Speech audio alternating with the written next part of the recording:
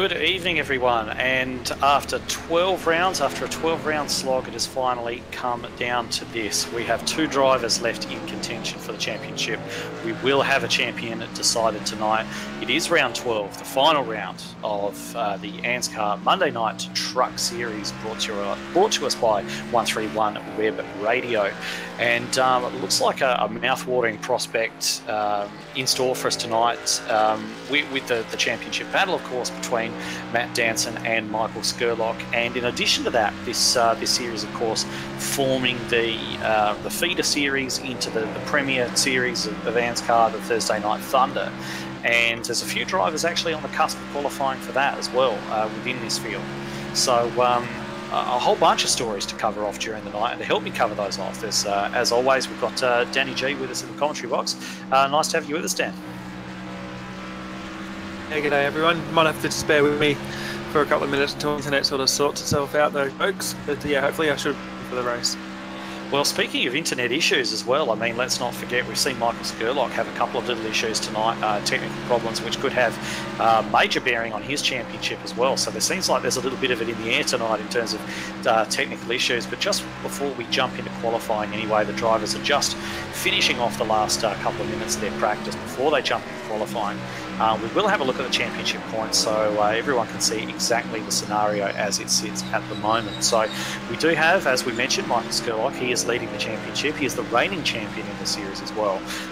He's sitting there on 404 points, but Matt Danson sitting there on 391 as well. And if Skurlock strikes trouble, then Danson can certainly steal the championship from right under his nose.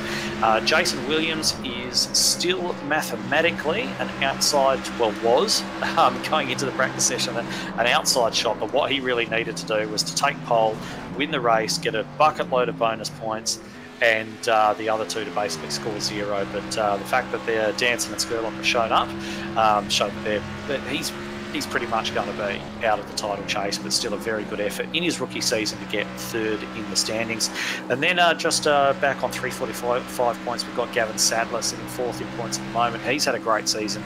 And then going back a little bit further, we've got Dave Douglas. We've also got Ricky Cornwall in there, and he's one of the guys who's sort of really in there on the bubble in terms of Thunder qualification. And then we've got Jackson Callow, Aaron Bluton, Ben Doherty, and Damon Stockton rounding out your top 10. So a very good quality top 10 there. I think it's been a good season as far as all those drivers are concerned. And just as we're about to head off in qualifying as well, I'll make mention of one other small thing, and that is that just recently in its latest build, iRacing has included a day-night transition. At long last, it's been something we've been waiting for quite a long time. And one thing that you'll notice is as the race is going on, the shadows are going to get longer, the track's going to get cooler, and the characteristics of the trucks are actually going to change. So that's something to keep a lookout for as well. So just running into the qualifying session, we can see Aaron Dillon in the 013 coming out on the track at the moment. And Danny, are you back with us? Yeah, I'm good. Okay, no problem. So just watching Aaron Dillon pop out onto the track. He's just doing his warm-up lap at the moment. He's just going to be looking for a good run for give him a good position on the grid. And what are you making of the laps so far as he just runs on to actually start his first time lap? Yeah, we'll have a look. I think he sort of wanted to go around bottom pretty much what he's doing, so it doesn't really look too bad. He sort of clips the apron at the very eighth of the corner, I guess, and he goes down the back stretch of turn 3. I think he'll up a little bit higher through turn 3 and 4. You can get a better run, which he's down pretty low again. So you come off turn 4 and what he does. Yeah, he certainly seems to be sort of prioritising, really apexing those corners in the traditional sense. And of the two drivers or three drivers now who've actually set lap times, Aaron Dillon is sitting there in third. So we'll see if he's able to improve on this second lap as he comes through turn 3 and 4. See if he alters his line a little bit. He seems to be just sticking a little bit higher, but still dropping quite low on the exit of 4. And we'll see what that does for him as he comes across the line. If he improves, it does not look as though he's been able to improve, and just while all that's been going on, he's dropped down to position 6.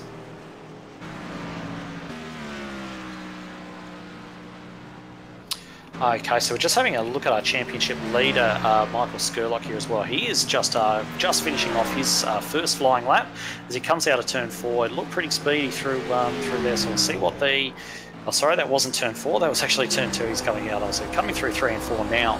And he's going to come out onto the front stretch, and he takes the wall. Michael Skurlock has taken the wall, and that is going to ruin any chance that he has had. He didn't cross the line, though, so I think he might be able to restart. Yeah, he's repositioned himself back at the end of the pit lane. I just want to keep an eye on Skurlock just for a moment to see if he heads out again. And makes another attempt at that qualifying lap. Just while we're watching on that, Gavin Sadler has moved into provisional pole position with a 23.168, just ahead of Ricky Cornwall and Robert Northway. But Michael Skurlock does not look like he is moving from the exit of the pit lane, and he may be forced to start from the rear. So we'll just keep an eye on that situation. We'll just have a quick scroll through just to see if we can find somebody else on a fast lap. We've actually got Stephen Williams, Skurlock's teammate, who's on his first lap, according to this, but it looks as though he's just coming out of the pit lane, so he may have had the same sort of problem as Skurlock's had, but he's elected to go around and try and get this second flyer underway. So we'll just stick with Stephen at the moment. He was very quick throughout practice, actually, Stephen Williams, so this could be quite something if he manages to hook it up. Yeah, he's been fast of late. We'll see what he can do here. And returns 1 and 2. He seems to clip the apex pretty well, coming off turn 2. He does get loose off turn 2. Yeah, it just seems to be all coming up. I think Skurlock was a bit lower here, so I'm interested to see if Williams can carry the speed off turn 4. He doesn't go up and hit the wall. I think this will be a lap. All right, so that's put him P2. P2, only 0.02 of a second behind provisional pole Gavin Sadler. So I think given the fact that he only had one crack at that, he's got every right to be quite happy. Yeah, it's not too bad. Okay, so we've got Skurlock back out on track at the moment. He is on his second flying lap, so this is going to be the one. He's got to get this done or he's going to be starting last. So he's just going to come across the stripe now, and where's that put him? That's actually put him straight to the top of the timesheet, so yeah, what a recovery for Michael Skurlock, going from 0 to hero there. He's taken the provisional pole spot with a 23.062, so when the pressure was on, he delivered. Is that going to be very crucial towards his championship? I'm thinking it may well be. Yeah, that's going to be massive.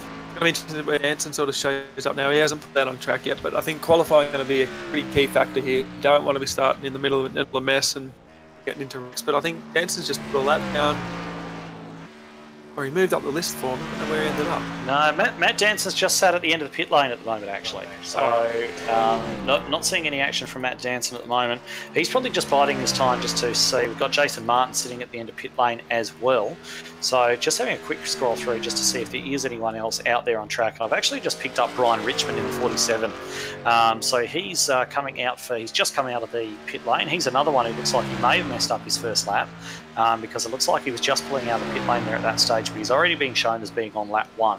So I'd imagine he had an issue on that first flying lap. He's come around to try and start a second. He's on lap 2 now, and we'll see what he is able to get as he sits nice and low there through 1 and 2. That seems to be the line that a lot of these drivers are preferring, but as I say that, he gets into the wall. Yeah, so that lap is over, and Brian Richmond will finish this session without a time to his name. All right, so we've got Jason Martin in the number 21. He is out there at the moment. He's on his first flying lap, and he's just coming through, just turns 1 and 2 at the moment, just heading out onto the back straight, looking smooth as always, and just dropping down now to 3 and 4. He's taking that nice tight bottom line as well, so obviously the line to be on is that really low line through those for qualifying lap in any event. And unsurprisingly, we've just seen Jason Martin go to the top of the timesheets. Provisional pole position, 23.037, only marginally ahead of Michael Skurlock. So that shows what a great lap Skurlock has done, and Sadler for that matter, up there in 3rd place. Jason Martin sitting there on pole. So, and I believe we've actually had we've had Matt Danson head out onto the track. We have indeed. He is on his warm-up lap at the moment, and just keeping an eye on him now, Daniel. This is going to have to be a pretty massive lap for Danson if he can just sort of stay up. What is he, about 15 points behind championship? So he needs to get up there, see what he can do. Yeah, he certainly does. To be precise, he's 13 points away from Michael Skurlock, so he really needs to. Some bonus points can come into play, but he really needs to be looking to beat him by at least 10 positions and lead some laps and so on. And a good qualifying position is going to be the first step to making that happen. So he's almost rubbed the wall as he came out of turn 4, though, but that was a very good lap. He's gone P4, so not as fast as Skurlock and not as fast as Martin either, but he's still right up there. So let's see what he can achieve on the second lap through. As he comes down the back straight now, just looking to swing through 3 and 4. He'll get on the power as early as he possibly can. Let's see if those tyres, which have already seen a lap of action, are able to give him anything else to get up and improve. And he hasn't managed to do that, no. 2/10 slower, so he will start 4th at best. Yeah, I actually think he looked a little bit better through turns 3 and 4 too that time. Yeah, certainly. So, all right. So let's go have a look through the rest of the field. We've got Dave Douglas there at the end of the pit lane at the moment. Can't see that he's moving. Just don't believe we've actually got anyone on track at the moment. We've got a few drivers sort of sitting there at the end of pit lane ready to go, but I can't see it. Dave's just gone out now. Okay, Dave Douglas on track. Yeah, and he was pretty quick through practice. He was scored 4th in practice, so we'll see what he can do. Well, he's been pretty solid through this entire series, actually, hasn't he? You know, he's always been sort of up front. Even if he hasn't qualified that well, he's always sort of wound up in that top 5 position. But he's also had some bad luck getting involved in a few incidents as well, which is, I guess, sort of curtailed that a little bit. But in any event, he's here tonight.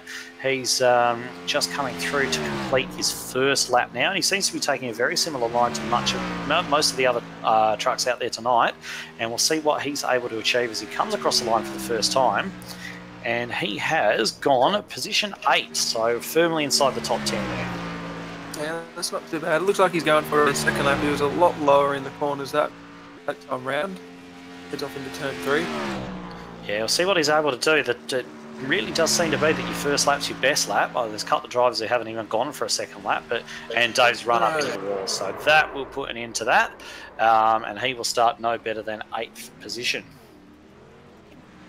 Yeah, I can't be 100% certain, but I think Sadler's lap might have been better on his second. Potentially. All right, we've got Ben Doherty out there on his first fast lap at the moment in the 313. And let's not forget that Ben Doherty is last season's runner-up, got promoted to the Thunder Series as a result of that, has been driving in the Thunder Series before it wrapped up last week. And he's out here tonight, still running around in the trucks as well. So just sitting up there in the championship at the moment. Looks like he's just glanced the wall there, actually. So that looks like that's going to invalidate that lap for him. And he's just pulling down off the track at the moment. So unfortunate for the man who sits ninth place in points at the moment. Oh no, I think he qualified 3rd. He did too. Sorry, I completely missed that. So I'll reverse what I was saying there. A great lap there from the man who sits ninth in points at the moment. I didn't realise he'd actually crossed the line. There's only 5 seconds left, so that'll be it for qualifying, basically. Yeah, I should imagine it will be. So it's probably going to be a good time now to actually run through the grid positions as they sit at the moment. So Jason Martin starting on pole, as he so often does, with a 23.037. And then we have your championship leader, Michael Skurlock, sitting there on the outside of row 1 alongside Jason. Then we've got Ben Doherty there in 3rd position with Gavin Sadler for company on the outside of him in row 2. And then row 3, Matt Danson, your championship challenger, in there with Stephen Williams, who's proved very competitive so far this evening. Then Ricky Cornwall and Robert Northway make up row 4 before going back to Dave Douglas and Matthew Clute for row 5. Then we've got Joshua Carroll-Walden and Aaron Wilson on row 6, row 7, Dwayne Priest and Jason Williams. Kevin Bomford and Aaron Dillon are row 8, then row 9, Matt Hunter and Todd Maxfield. Then Otis Cordwell and Nicholas Walsh there on row 10. Row 11, Michael Latter and James Robbie. And then Tristan Koch and Jason Anderson on row 12. Then going back a little bit further than that, we've got Riley Curtis and Brian Richmond. Neither of those guys set a time, actually. They're back there on row 13. And then we've got Kai Sloggett, Gareth Anderson, Bradley Cheney, Scott Butler, Matt Stratford, Mick Taylor, and Liam Kerr, rounding out your field of 33 trucks, although I'm not 100% sure all of those guys are going to take the start. But it's certainly going to be a bumper field for this final round tonight. Yeah, I think with 29 drivers that could take the grid, if we get about 25, I reckon that's a good field for this track. Should be a good race. Yeah, should be. And just to give you a little bit of added context, we're now sitting at 5:15 local time, so that's track time. So with the way that the iRacing day-night transition and the weather is working now, you're going to see those shadows get a bit longer towards the end of the race. You're going to see that sun start to disappear. The track is going to cool off, and it's going to really change the grip levels available on track and the handling characteristics of these trucks. So it's going to be something a little bit different for these guys to manage, because it is a new feature in iRacing, and something that's really going to add an extra dimension to the racing as well. So it's going to be fun to watch. Yeah, I haven't actually. This is my first. I just downloaded the update yesterday, so it's going to be pretty interesting for me. I've heard some pretty cool things like the clouds move and stuff, and the cloud cover and whatever. So it'd be interesting to actually get in and sort of see what this does. Well, I can tell you, having driven in it a couple of times myself, it really does add to the immersion and the detail, and as I mentioned, really adds an extra dimension to it. So, very, very cool new feature that iRacing's brought in. Long overdue, in my opinion, but it's great to have it. Yeah, sounds good. Okay, so they're just rolling around on their pace lap at the moment. I'm not sure if they're going to take 1 or 2 pace laps here. I'd assume it's probably 2, given the fact it's quite a short track. But we do have Jason Martin leading the field around at the moment, just sitting in there behind the pace car. And the 2 trucks you've got to watch for championship reasons. You've got the black number 350 there, the Illusion Motorsports truck of Michael Skurlock outside row 1. And then buried a little bit further back, if you look on the inside of row 3, that number 30 Jurassic Park liveried truck there from Matt Danson. So realistically, Danson needs to finish a good few places ahead of Skurlock tonight. We are going to go green. The pace car is in, and it looks like Jason's put his foot down. Jason Martin has put his foot down, and everybody is away. Seems to be away fairly cleanly as they get through turns 1 and 2. They are still side by side. Skurlock just hanging out there on the outside. He's going to want to clear Doty. He's not going to want to get mixed up with him or anything else. While Danson is going to want to try and make positions early. Yeah, that's a pretty good start by everybody. I think Jason goes on the green, so everyone had an opportunity, but it was a very clean start. Everyone was lined up. Yeah, it was a very clean start, wasn't it? Especially this Dover, it can be quite slippery. It can be a bit like a bit of a bull ring as well. It's quite hard to get moves done, and people lose patience and so on. And that's where the majority of your accidents come from. But everybody cleanly through the first lap. We are on lap 2 now, and Jason just starting to get that customary gap over second place, which is still being held down by Michael Skurlock. And he'll be quite happy to have Gavin Sadler and Ben Doherty in his mirrors, in between himself and Matt Danson. And, of course, then the rest of this big 33 truck field, I believe, actually 28 trucks took the start. So they're all following their way through now. Yeah, they were pretty much lined up single file. There's a couple of battles going on, but this is actually a very clean start. I didn't expect this. I hope it's going to be a good race if it does. Well, I mean, they really don't have too much of an option on a track like this but to be single file. I mean, if you try and force the issue, you're going to wind up in wrecks. And I think ANZCAR's kind of just been clamping down a little bit on some of the wrecks that we've actually seen, some of the races with a fair few wrecks. They've actually been clamping down on a little bit, saying, look, we're not going to tolerate too much more of it. You need to be driving cleanly. And it does seem that the drivers are listening to that, and they are doing their best to race clean. But as I say, that Aaron Dillon gets a big piece of the outside wall, and that's got into the number 25 of Wilton. And they've managed to keep it under green, and they managed to keep going. But Aaron Dillon bounced off the wall, took Wilton, but they both managed to gather it up with a little bit of damage each and continue on. Yeah, I did catch that out of the corner of my eye. Looked pretty hard hit. Not too sure what happened to 25, but yeah, he definitely involved.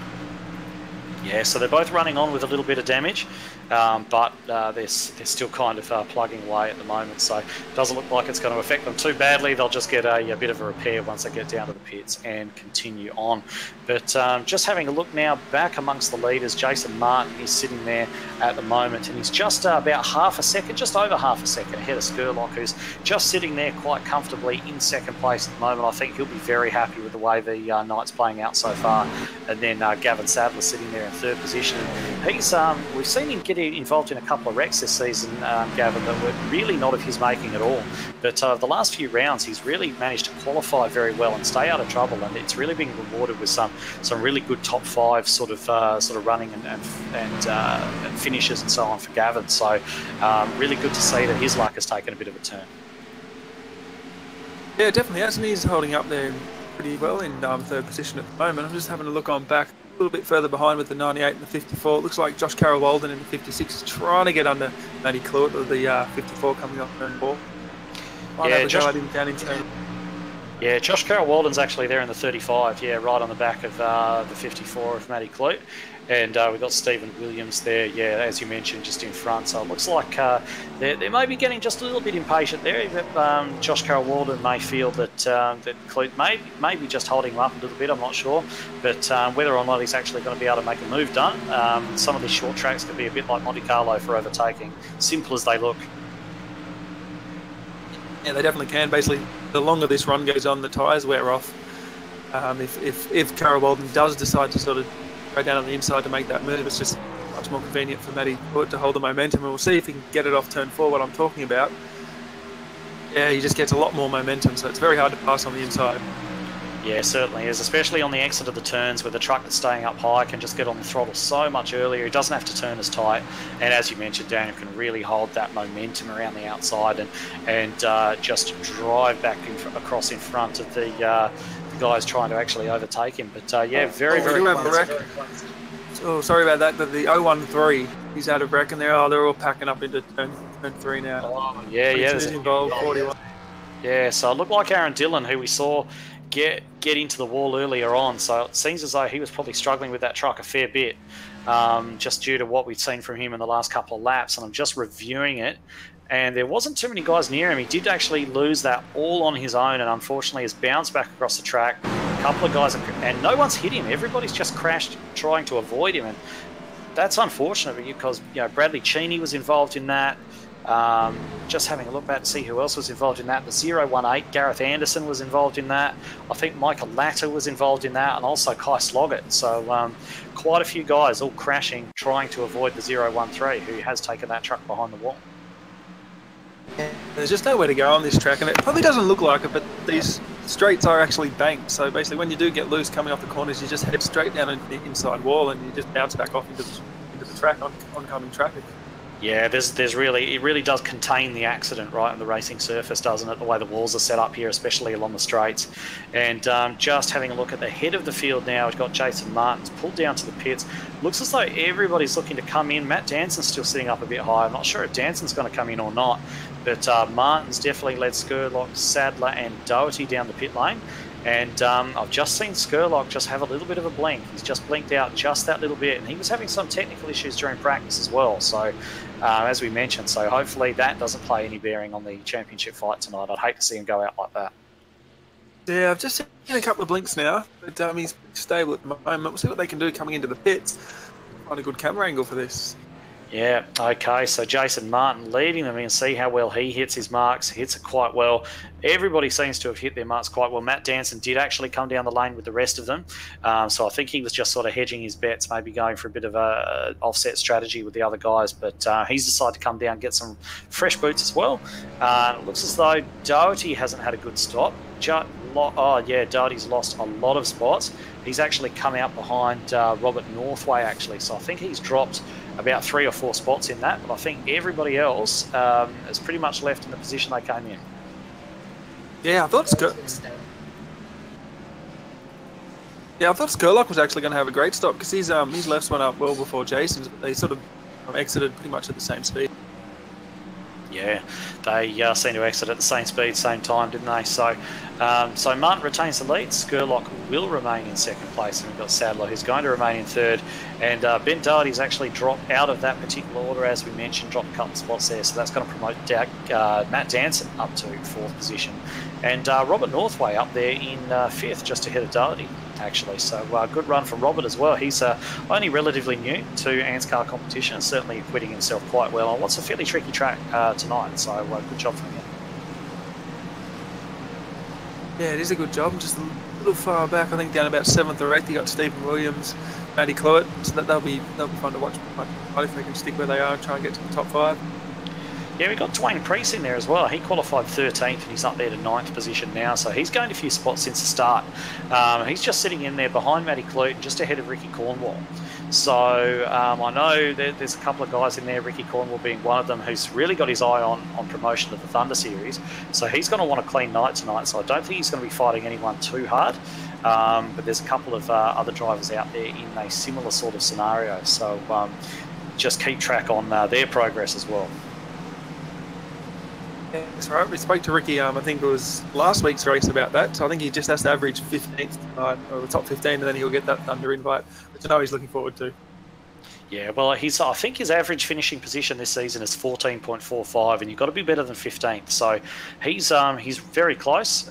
He's, as things stand right now, he'd be qualified to get through. But if he gets a bad bounce or something like that tonight, gets involved in something, that could all come unravelled very, very quickly indeed. So he's really got to work on keeping his nose clean tonight, stay out of trouble. And to be honest, I can't think of a worse place where I'd want to be in his scenario than a hot Dover track, that's for sure. But that was about a 12-lap run, and I was actually enjoying that racing. So hopefully these guys can settle back down and get back onto it, because that was actually pretty fun. Yeah, certainly was. And just while we've been speaking, we mentioned Aaron Dillon took his truck behind the wall. We've also had Bradley Cheney and Kai Sloggett take their trucks behind the wall as well, so they will play no further part tonight. But anyway, we're ready for a restart. And just coming down the back straight now, Jason Martin will lead them away once the pace car drops off.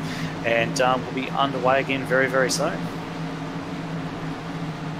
Yeah, we will. So I think that leaves us with about 25 cars left. Sorry, 25 trucks left.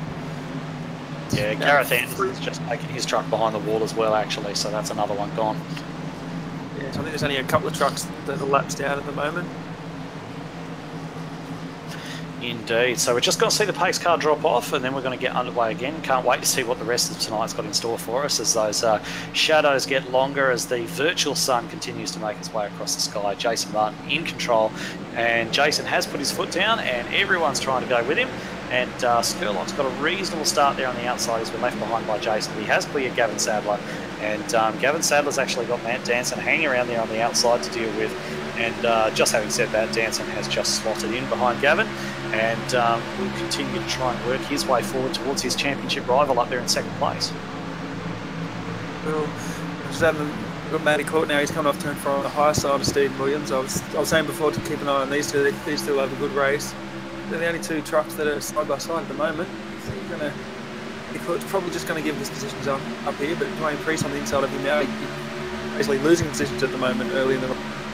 Yeah, I mean, two very experienced campaigners, Williams and Clute, by now. You know, they've been around each other, they've banged enough panels and swapped enough paint. They definitely know which way's left around here, so it should be fine between the two of those. You wouldn't expect them to get involved in any silliness. They are sort of moving past Ben Doherty, who just appears to be dropping places even further now. Just while we're watching that, I think Josh Carroll-Walden's got a move done on Dave Douglas as well. So JCW looking very aggressive early on in this particular run. Yeah, Ben Doherty, he clipped the wall coming off turn 4, a lap against Steve Williams got around him. Right, okay, well that explains that. So I'm not sure if there's too much damage on that truck. It doesn't look too bad, looks pretty clean actually. So I'd be surprised if it's actually costing him anything in terms of outright pace. Aero not being such a major issue around here. But I tell you what, Ricky Cornwall has got Josh Carroll-Walden all over his tailgate. And given the scenario that we spoke about earlier on with Cornwall's potential promotion, he's not going to want any part of that. He's really not going to be wanting to get tagged from behind and have somebody get into him and take him out. So I think he's decided that the best form of defence is offence, and he's actually got working away on the back of Priest now, hopefully looking to put a truck between himself and the very aggressive Josh Carroll-Walden. Yeah, it looks like Priest is racing too. I think these guys might be hung up behind the 313 who clipped the wall. I mean, Matty Court's right behind him now. I don't know if they're holding them up. But yeah, these guys definitely starting to punch back together. Yeah, there's a bit of a train. Yeah, Cole's just got to run on the outside, gets that move done. Yeah, it looks as though the 313 actually got a little bit loose off that prior turn, which has kind of forced it to the inside and allowed Clute to carry the momentum right around the top of the 313 on the outside. So I think that's what actually took place there. So it looks as though Ben Doherty actually struggling at this point of the evening. Yeah, it does. Pretty much everything in the top 5, 6 there is sorted at the moment. Jason's just got a touch of a lead over Skurlock. Danson might be just at the back of Gavin Sadler at the moment though. Yeah, so Sadler, all he's really got to do at the moment is hold his line, and he knows that. He seems to be running into the corners a little bit harder than Danson is. Seems to be, and I think that's actually probably what's allowed Danson to get a bit of a run on him there. Just the fact that Sadler did, I think, overdrive it just slightly into that last turn. But Sadler's just hanging on around the outside there, and is Danson going to be able to do anything about this? He's been presented with the opportunity, but can he make it actually work? Sadler's giving him plenty of racing room there on the inside. I don't think he wants to necessarily fight for his position, but I don't think he wants to have any sort of negative bearing on the outcome of the championship. So I'm sure both of those guys are experienced enough to avoid contact between the two of them, that's for sure. Yeah, and I think if Sadler was sort of charging his entries a little bit, I think Danson, Danson's doing very well there on the inside. These guys have been side by side for a couple of laps now, and he's not losing any time basically coming off the corners. I think he's got this move done now, so there's going to keep on the outside. Yeah, he's got it done, doesn't he? But yeah, I think Danson would be happy that that's actually finished. That he doesn't have to run side by side anymore, because running side by side around a relatively tight track like this is just murder for those tyres, especially running on that bottom line. And I think that Danson will be quite relieved that that move's actually done. And while we look at that, Kloot's making exactly the same move on Stephen Williams. Yeah, he's going around. The 313 continues going down the back straight, so he's sort of dropping like a stone at the moment. Yeah, he's struggling, isn't he? He's dropped all the way back to 10th position, and now he's got Josh Carroll-Walden all up behind him, and then he's got the two RCD trucks in behind him, Dave Douglas and Jason Williams. So it's really, I think that 313 really wants a new set of boots. He can't wait for the next caution to allow him to come down and get a pit stop and get some more tyres on that truck, and maybe a little bit of repair, because remember we did see him glance the wall a bit earlier on, and it may have even knocked that steering a little bit out of whack or anything really, because he just loses more momentum. Dave Douglas shoots down the inside. It looks as though Jason Williams is going to get a run fairly soon as well, and just goes from bad to worse for the guy qualified in third position, don't forget.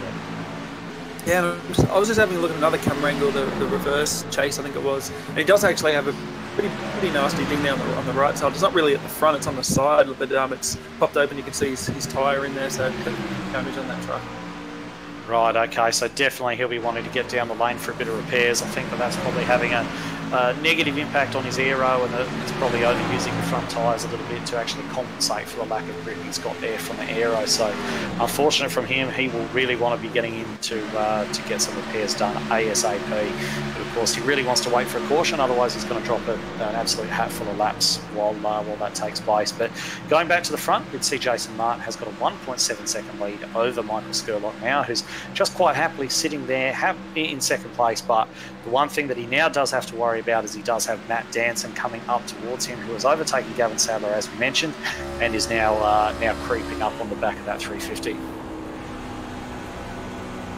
Yeah, he is. He's not closing in the rate that I thought it would, but Sadler really hasn't dropped off back. Is that a teammate of Sadler's behind him, I think, with Robert Northway? Robert Northway is a teammate of Gavin Sadler, absolutely. He's back there in fifth spot. Now it looks like Danson, I think he's just starting to bridge that gap between him and Skurlock. And it'll be interesting to see what Skurlock actually does here, because I don't think that given the points lead that he's got, there's much to be gained by fighting Danson. He can finish 1, 2, 3, 4, 5 spots behind Danson and still win this championship. So I don't think that getting involved in a battle is necessarily a good idea, but of course I'm not the one driving the thing. The red mist hasn't descended for me like it will have done for him, and he may well try and fight this out and make it as difficult as possible for his championship rival. So it'll be interesting to see what actual approach he takes with it. Yeah, it will be. Oh yeah, I'm not too sure what Skurlock will do. Okay, so having a look a little bit further back in the pack, we've still got that little battle pack between sort of Kloot and Williams there together.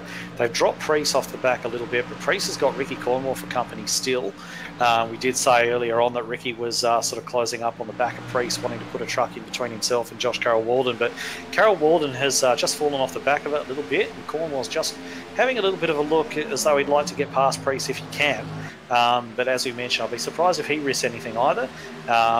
But then, of course, we've got a bit further back, we've got Josh Carroll-Walden, Dave Douglas, and Jason Williams just running in that three truck train as well. Just looking to see who's actually going to make a move and potentially get a pass done, and hopefully not end up in the wall while they're trying to do that. They look like Dave got a good run coming off turn 2 as he shoots to the inside. Can't get that move done at the moment though. He looks like he wants to get past.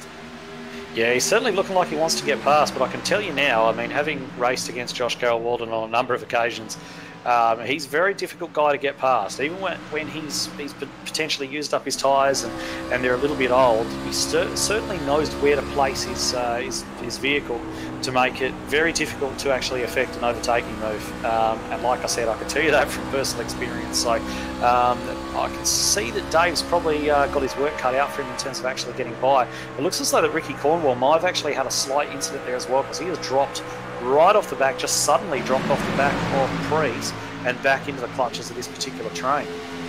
And we've got a caution. Okay, so just scrolling through to just see who that might be. James Robbie in the 41s. Sort of smoking there, but it's actually the 171. Caldwell. Got loose coming off turn 4 and ended up in the side of Riley Curtis, I think it is, in the 93, and they all sort of sprawled out to the front stretch. James Robbie, that was unfortunate. It was just completely innocent bystander. That's so unlucky, isn't it, for James Robbie? It does appear as though Otis Caldwell has just got the back end of the truck lit up, got it loose, tried to catch it, did an admirable job of trying to catch it, but in the end couldn't keep off Curtis or Robbie. So unfortunate for them, and that's brought out our second caution of the night.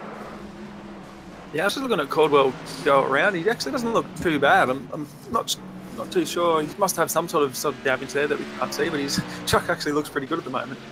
Okay, so I'm just watching pit lane while you run through that. And we've got just about everybody coming down pit road at the moment. So Jason Martin leading them down, and just looking to see how will the pit stops go. So we've got the top 3 just running in there together. Skurlock, Martin has not hit his marks cleanly. Martin stopped too far back and had to roll forward there. So don't be surprised to see Skurlock take over the lead here.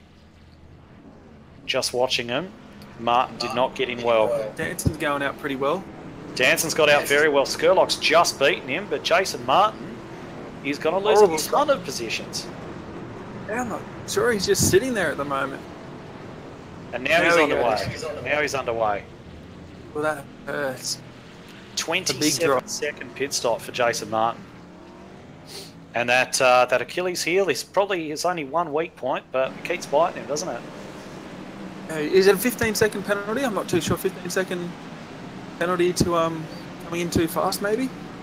Yeah, possibly. That could be part of it. I mean, he definitely didn't pull up far enough when he first got into his box. He had to roll forward a bit, but that could have been because he was already flustered about having a penalty potentially. So it looks as though there was definitely something there, because you wouldn't normally have a 27-second pit stop, would you? Unless he was fixing some sort of damage, but he looks pretty clean to me. Yeah, he doesn't normally get damage, so he hasn't been close enough to anyone to get damage. Oh, they haven't even left yet, but that was a decent run. I think that was a good 25 lap plus run.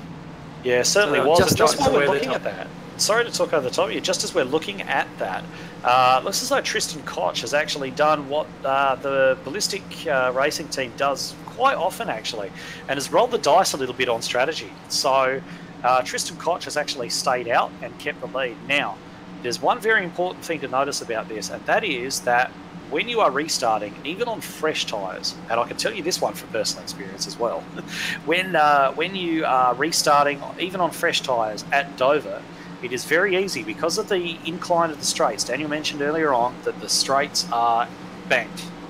And when you accelerate, you can easily light up those rear tyres and spin. And the problem is 10 times worse if you're out there on worn tyres. And Tristan Koch is on tyres that are around about 20-odd laps old.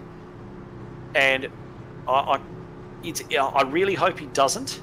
And potentially with the lower power of the truck versus some of the higher level cars, it won't be so much of an issue for him, but there is definitely a possibility that on this start, Tristan Koch is going to light those tyres up and spin straight up into Michael Skurlock. I hope it doesn't happen, but it is a possibility.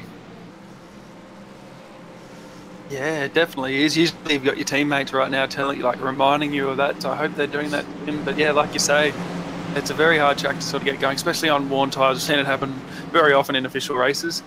And yeah, let's see what happens. But I think Skurlock's pretty much prime position here to take the lead.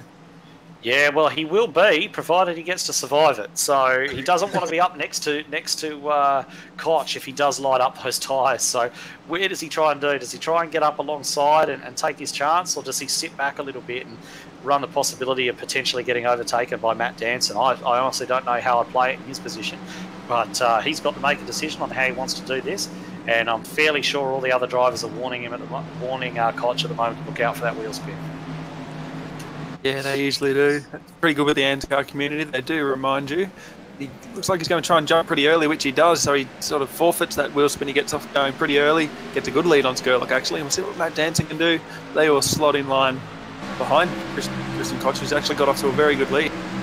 Yeah, probably quite a smart way for Koch to do it, actually, to go early. Do so when he's got the extra grip of the banking in the turns there to actually help him out. He's got no pace, nothing to fight with now. Skurlock goes straight through to the lead, so Koch with nothing to fight with there. And he's going to drop like a stone through the field. But now your top two are also your top two in the championship. And Skurlock there just sitting up there on that high line. Danson having a look low. Danson's got to throw caution to the wind. He's got to go. Skurlock can just afford to sit there and take his time and just keep himself clean, and he knows he'll be fine. So it looks like that's what he's doing there. And looks as though Sadler and Northway are going to follow through. And now, oh yes, so Skurlock has actually got exactly what he will have wanted and has got his teammate Stephen Williams up there behind him to act as a bit of a rear gunner and protect him. Yeah, I think he just sort of slotted in there. He did lose 3 positions pretty much in half a lap. It was sort of stacking up behind Stephen Williams at the moment. He got Matty Claude. He's still behind Williams. Or actually, I think he was in front before, but these two pretty much glued together. And Carol Walden still looking to try and pass somebody here. Well, I think it's amazing how much pace Stephen Williams has suddenly lost since his teammate got in front of him, huh? I think that it's entirely likely that Williams is actually playing a little bit of a protecting role there for Skurlock and actually keeping that angry pack off of him to let Skurlock run his own race and really minimise any chances that there may be of him getting involved with another driver. Yeah, it's a pretty big stack here at the moment. You got Dave Douglas, Ricky Cornwall, and then Jason Martin streaming through. I hope if this run sort of goes on in green flag, I'm actually interested to see what Jason Martin can do, because no one really seems to be able to pass yet. And he's got to basically pass these tries.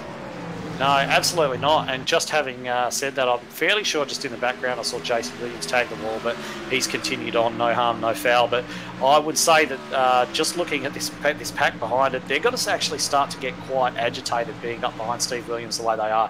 Steve Williams is playing the team role. He's definitely looking to hold this pack back away from Skurlock. I can guarantee you, I know the way those Illusions drivers work together. I guarantee you that's what he's doing. But the one thing that's going to create is a big gaggle of frustrated drivers all in one position.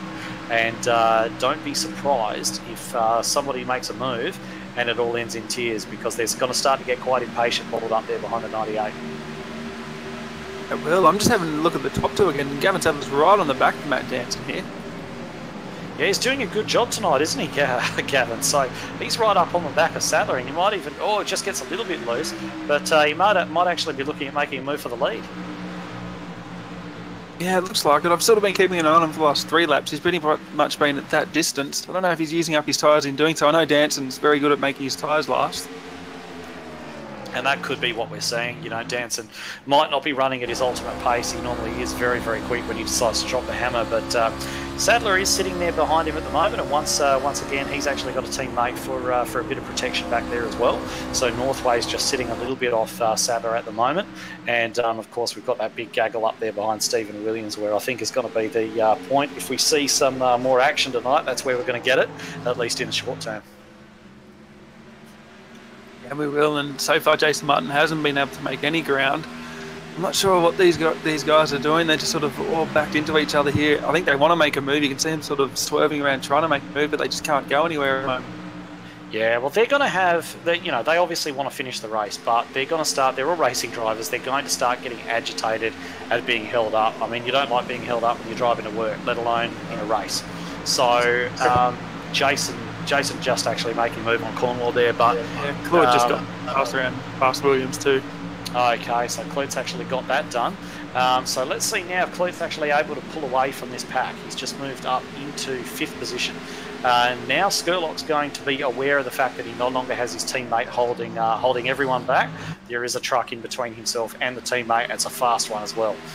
So let's see if that gap starts to come down, or if the gap between the 54 and the 98 begins to grow. Yeah, we'll just see what happens. Looks like it's just slightly beginning to grow, but meanwhile, back at the front, Gavin Sadler's still right at the back of Matt Danson. He hasn't backed off any. So yeah, he hasn't lost any speed at the moment. He's sort of keeping a touch of a high line through turns 3 and 4, probably getting a slightly better run down the front stretch. See what he does to turn 1. He wasn't enough room there to try and get down on the inside, but he's definitely looking for it. Well, I mean, I'm reminded, sort of looking at this and looking at the way that Gavin Sadler's driving at the moment, of the ANZCAR series that Gavin actually ran a little while ago. So it was a series where they raced V8 supercars, but on ovals, so in a stock car style format. They were heat races, and it was a very popular series. And one of the things that Gavin actually did when he organised that series is he allowed people to race the older model Ford Falcon, the one that was introduced before the car of the future into V8 supercars. And he actually ran that car, and while it was very quick on the short run, it did suffer terribly from tyre degradation later on, much more so than the newer model. And Gavin actually selected that car, and he won races with it by making it work, by figuring out where he had to run to keep the tyres alive. And it didn't always work for him, as he did just strike the wall there. But I guess the point that I'm trying to make is that Gavin is quite a thinker when he's out there on track. He does experiment with different things, and he will find what works. And whatever he has to do to make it work, he will find out how to do that. And he showed it to great effect in the ANZCAR series, and I think we're seeing another example of it here tonight, where he's going to work with what he's got to make those tyres last and do his absolute best to stick up there with Matt Danson. Yeah, I'm just having a look at that rear chase camera. He does have a fair bit of damage now on that right front. And I think that will hurt him, even though this looks like a short track. It is still 1 mile and quite speedy. I mean, they're still doing 165 mile an hour down the straights and only driving down 25 mile an hour in the corners. So, yeah, it's definitely going to hurt him, I think. He's sort of dropping back now into his teammate as we speak. Well, yeah, I mean, a lot of that, yeah, sure, he has dropped back a little bit, but is most of that from the initial incident itself? Because it doesn't look like he's actually falling back as quickly as, say, Ben Doherty did earlier on, when he got a similar level of damage. So, but what this is doing as well is, because it's moved Gavin back a little bit, you've got Northway in there, who's not going to want to attack his teammate too much, but we've got Michael Skurlock right in there behind as well. So how much risk is he going to take to try and move forward? Because I think he's actually got a lot more pace in that truck at the moment than he's actually showing. And it really does depend. If he gets presented with the opportunity to take a couple of relatively easy positions, is he going to take that opportunity? Yeah, I think he will. He's like, I've thought about that Skurlock for a couple of times now. I think even at Homestead, I think when he won the last truck series, and I thought he would take it easy, and is actually quite racy. So I think if he can get a run, he will try and pass the position. We got Dwayne Priest. I think he just goes under Dave Douglas, that was in the background, and gets that move done. And something else to mention as well, the fastest truck on track, as we have a caution, I'll come back to that. I was just about to say that Matty Clute was getting that gap down because he was the fastest on track at that point, but we're just going to have a look. There's been a couple of trucks get involved in a wreck. I'm just trying to find out exactly who that was. I think potentially Nick. No, it wasn't Walsh. Sorry, I thought it was actually Nick Walsh. Looks as though the 016 Todd Maxfield actually got involved, and he's just done basically exactly what so many before him have done. Got up into that outside wall, got him loose, and he's bounced down across the track. Miraculously missed everyone. I don't know how he missed everyone, but he's been missed by absolutely everyone, and looks as though he was the only truck involved in that particular wreck. And all the leaders are coming down the pit lane. So we've got Danson just ahead of Sadler, who will be quite happy to take any little opportunity he can get to get some of that damage repaired. Yeah, he will. So we'll see what happens now at the end of only got Michael Skurlock. He's just pulled up. See if Jason Martin can actually get up this time and sort of jumps. Yeah, I'm not sure he's going to be able to jump any positions. He did get in that pit lane a lot later than some of the others. So Danson's away very quickly. Northway's actually beaten Sadler out, And so Northway's beaten his teammate Gavin Sadler out of the pits. Skurlock next, and then Clute next. And one of the things that I've just mentioned just before we went under caution was how much pace Matty Clute had. He was the fastest truck on track. He was actually gaining on Matt Danson at that stage, certainly gaining on Skurlock. And so now it's going to be all to play for again with everyone bunched up on this restart. I think Northway, he was coming off pit lane at speed, but I think he's given his teammate Sadler a break, and he sort of braked and let him go. But during that, I think Skurlock got around him too. I'm not sure whether they're going to line up. Well, just having a look at Sadler's coming back down the pit road. Sadler has peeled off and he's come back down the pit road again, so I'm not sure what's gone on, if he's got a penalty or if something happened. But Sadler has elected to come back down pit road, so I've got absolutely no idea why. Yeah, like to me, when I quickly initially went straight to pit lane, like Sadler was the first in his pits. I don't know if he got down there maybe too fast and he's just letting the field go now because he copped a penalty. Yeah, I'm not too sure, but yeah, at the front it's going to be Matt Danson and Michael Skurlock, your two championship title contenders. Yeah, okay. I'd be very interested to find out what happened to Gavin there. So if we get a chance to have a chat to him after the race and find out, it does look as though he may well be serving a penalty. The truck has not gone up on the jacks, that much is for certain. So he's just sitting there on pit road at the moment. Hopefully he doesn't have to actually drop a lap. But anyway, so he's out of the, I guess, the front positions for the time being. And as you mentioned, we're left with the two championship contenders, the guys who've been at the top all season long, Matt Danson and Michael Skurlock, sharing this front row on lap 64 of 150. So the race is certainly getting on. And the lone representative on Gavin Sadler Racing is up there in third place as well, Robert Northway. Yeah, they're looking good. Matty Clute in the 54. He's been racing all night now. He's up in the top 5. Steve Williams is just behind him. It's a great top 10. It is a great top 10, actually, isn't it? We might just run through the entire thing for you just before we go green again. So just saw another flicker there from Michael Skurlock, so he'll be getting a little bit nervous there. But, yeah, Matt Danson, Skurlock, Northway, Clute, Williams, Carol Walden, Dave Douglas, Jason Martin, Dwayne Priest and Ricky Cornwall make your top 10. So, as you mentioned, it's a very high-quality top 10, and hopefully they're going to give us a fantastic second half to this race, as good as the first has been. Yeah, I'm just taking a look at Stephen Williams.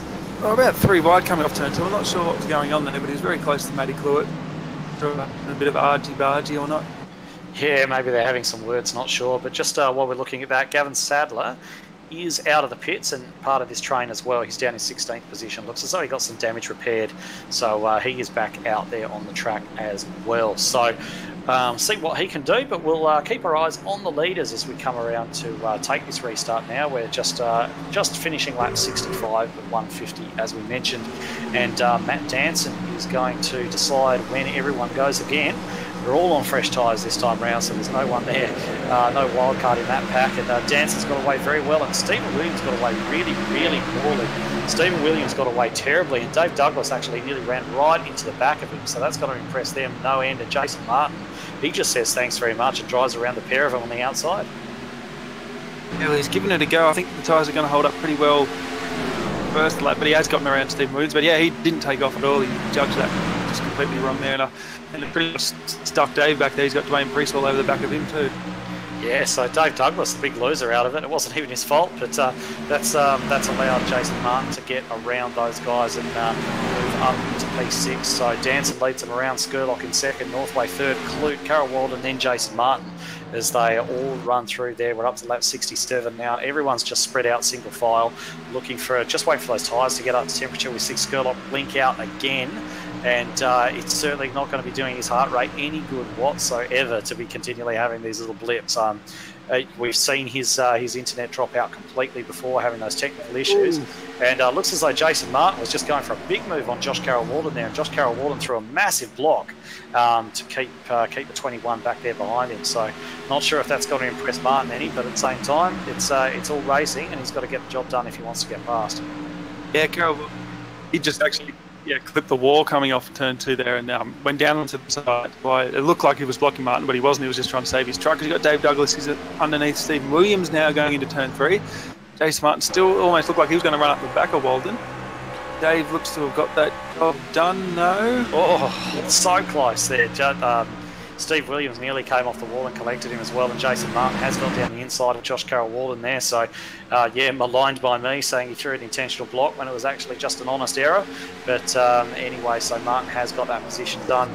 Dave Douglas still fighting there with Stephen Williams, trying for all his worth to hang on there around the outside, but I think he might be fighting a losing battle there. He is indeed, and he's actually had to give up position to Priest as well. And looks like Ricky Cornwall's also going to slot through. He does indeed. So a bit of a curious lack of pace there from Stephen Williams. We thought earlier on in the race, Cornwall right to the wall. Cornwall's just bounced right off the wall and let Stephen Williams back through, and that's going to raise his heart rate a little bit as well, actually, knowing what he's got on the line tonight. Yeah, well, he doesn't have too much damage, a bit of a ding there. I was just having a look at that. But yeah, Stephen Williams didn't get a great restart, and he's hasn't had a great early sort of run speed at all at the moment. No, we thought earlier on he might have been back in the pack-up, but that could actually be his genuine pace, which is quite surprising given the speed that he's shown sort of through the night so far. But in any event, he did a good job to avoid Ricky Cornwall there, who had a big moment of his own. Just looking a little bit further forward there, we've got Dave Douglas just running ahead of Dwayne Priest, just going to work on the back of Josh Carroll-Walden there. So he did make those couple of positions that he was fighting for. And Robert Northway, driver of the night for me at the moment, still sitting up there in P3. Excellent drive from him. Yeah, he's definitely giving it a good crack. I know Claude's been sort of hounding him for a little bit, and I think he's under pressure now. Jason Martin's caught up the back of him. Claude's actually got a very quick truck knock tonight in the 54, the MFR entry. He has, yeah. Like at the moment, I'm thinking top 3 speed, but until Jason gets around him, I'm not too sure. Yeah, absolutely. I mean, like we said before that last caution, Clute was the fastest truck on track. And especially having Jason up behind him, I mean, Clute's been doing this for a long, long time, as has Jason.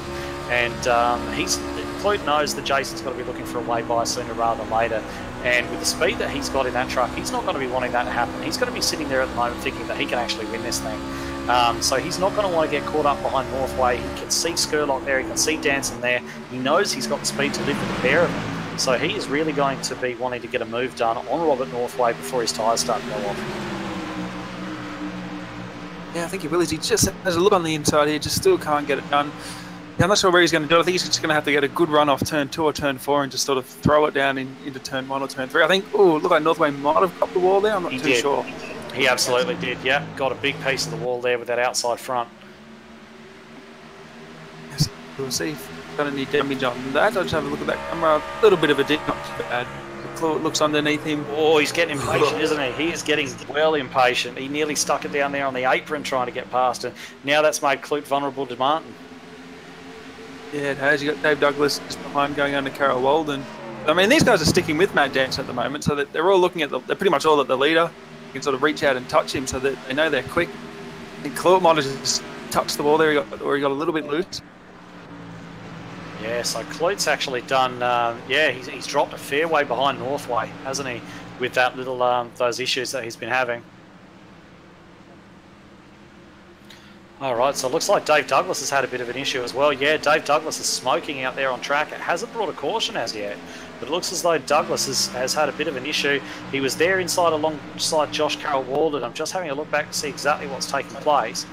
And it looks like he just hasn't been able to get it down. He's tried to turn too tight, bounced off the inside wall there, and that unfortunately has made that engine go completely bung. Yeah, it was a pretty good effort not to spin back up into the track. You don't often see that, but yeah, I think he'll be pretty much done for the night now. Yeah, one that we didn't actually see drop out is Aaron Wilton. I don't believe we actually saw. Sorry, we'll come back to that because we've got a caution on the track. And we just, I believe we've got, who have we got down there? We've got a 032. Kevin Bomford down there, facing the wrong way, looking all sorts of smoky. And just have a quick look to see what's happened to him. And it is exactly the same thing that's happened to just about everyone else. He's got tight, gone up into that turn 4 wall, bounced down onto the inside wall, and just completely killed his truck. So unfortunate for him, but it's catching out a lot of drivers tonight, isn't it? Yeah, it is. I mean, yeah, the exits of these corners are pretty tricky. Like you say, you pretty much are pushing, I think, through the centre. I didn't get out here and test this setup, but usually you do push through the centre and then just get, pretty much loose straight off exit.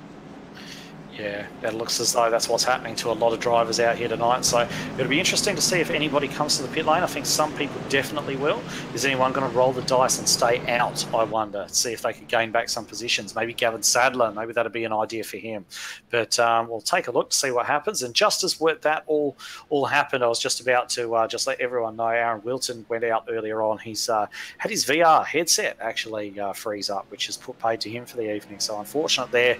Everybody managed to miss him, and so it's fortunate for him, but at least nobody else got caught up in that issue. But it looks as though just about everyone has come into pit lane. Sadler's come down to pit lane as well. I just saw him in the background, so he's not rolling the dice at the moment either. And Matt Danson has led them in, just getting service, and we'll see who wins that race off pit road. Yeah, it looks like it's going to be Danson. Scott got a pretty decent pit stop, but he's not going to be able to get into first. Jason Martin might have picked up a spot. He finally gets around Cluett. Yeah, but pretty much standard, I think. I don't know if too many people actually picked up positions or not. Yeah, definitely a position change between Martin and Cluett, and that's not going to impress Cluett at all. But Danson does retain the lead. Skurlock does retain second place, and that would be a championship-winning second place if he manages to finish there the way things are at the moment. Northway slots there into third, so he's kept that position. But he's going to have the purple people leader, Jason Martin, right up behind him on this restart. So we may see that position change, but he's having a good night. He's got nothing to lose, so why wouldn't he fight hard for it? Yeah, go for it, son. I just saw Dave Douglas. He was actually out on track, so I think he's a couple of laps down, or at least a lap down. We're going to have a fair bit of damage, but I'm not sure he's going to call it a night just yet. Yeah, it looks like he's soldiering on for the time being, doesn't it, Dave? So he is 3 laps down. He's rolling down the pit lane again. So I think he may have actually just come out onto the track to try and get a little bit of... try not to drop too many laps. Come in, get a bit of damage fixed, go back out, and just try to drop as few laps as possible, because who knows what can happen. A few cautions towards the end, he might get that time back. Yeah, and that caution actually came out just one or two laps after his incident, so he's probably just getting out there getting the points. Yeah, I'd say that's exactly what he's doing. He's certainly not going to be a threat for the win, but he's definitely got the opportunity to score some good points tonight by staying in it, which is definitely one of the things about stock car racing. You've got to stay in the race because they pay points all the way down the field. So back to the front of the field, we're about to go green once more. Matt Danson, Michael Skurlock, they're on the front row. Northway and Martin, and then the very quick Cluett just sitting there in 5th position. Let's see what he can do from there, with the very aggressive Josh Carroll-Walden starting on his outside.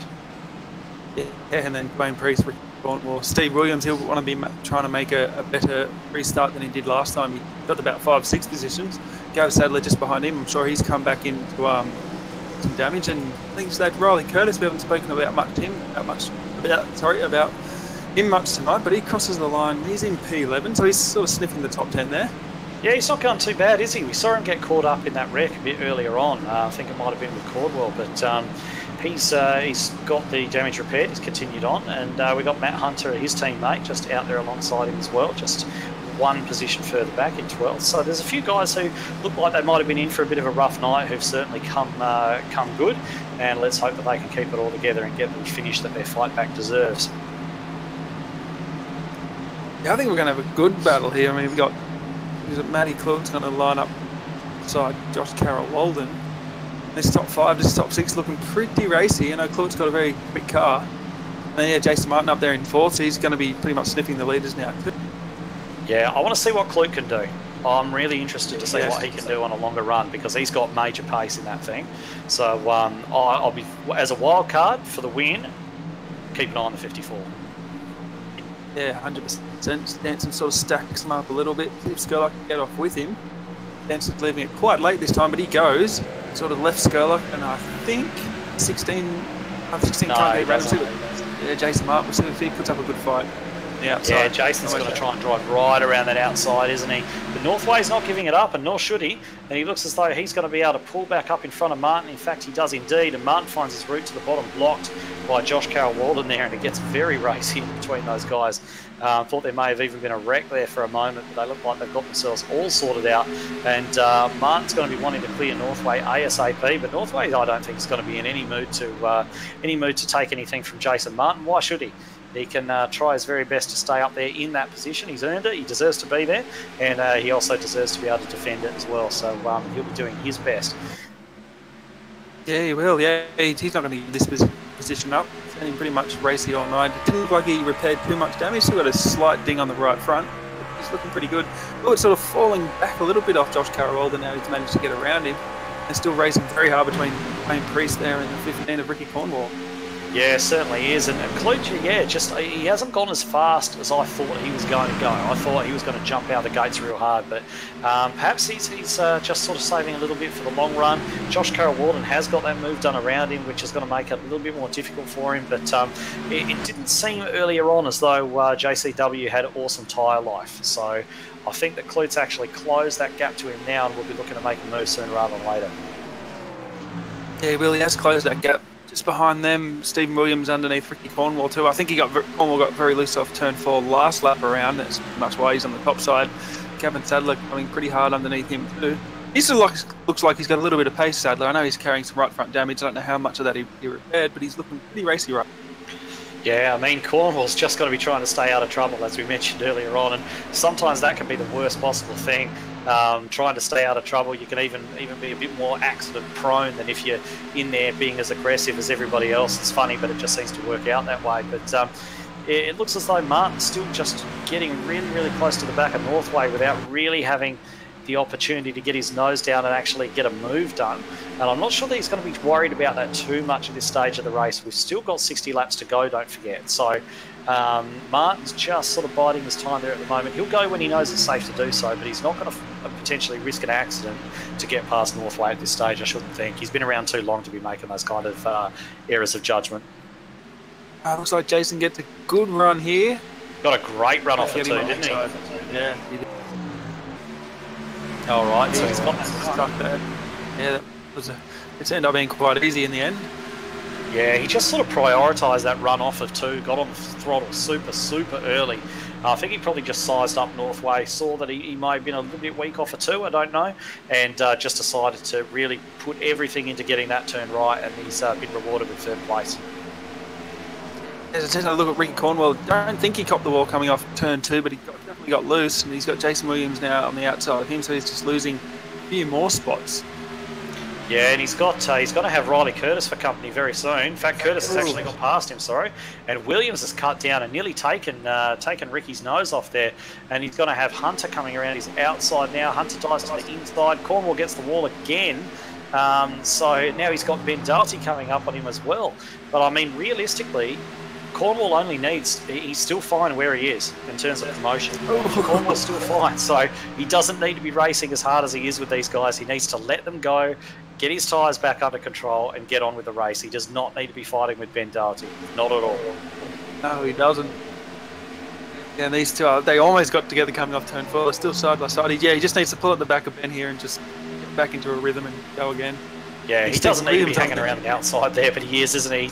He's aggressive, as we mentioned. He doesn't like to give up positions, and he's kind of probably got to be doing a few calculations in his head and so on, but you don't need to finish better. You just need to finish above 15th, Ricky. You don't need to worry about this. You don't need to be fighting with Ben. No, he doesn't.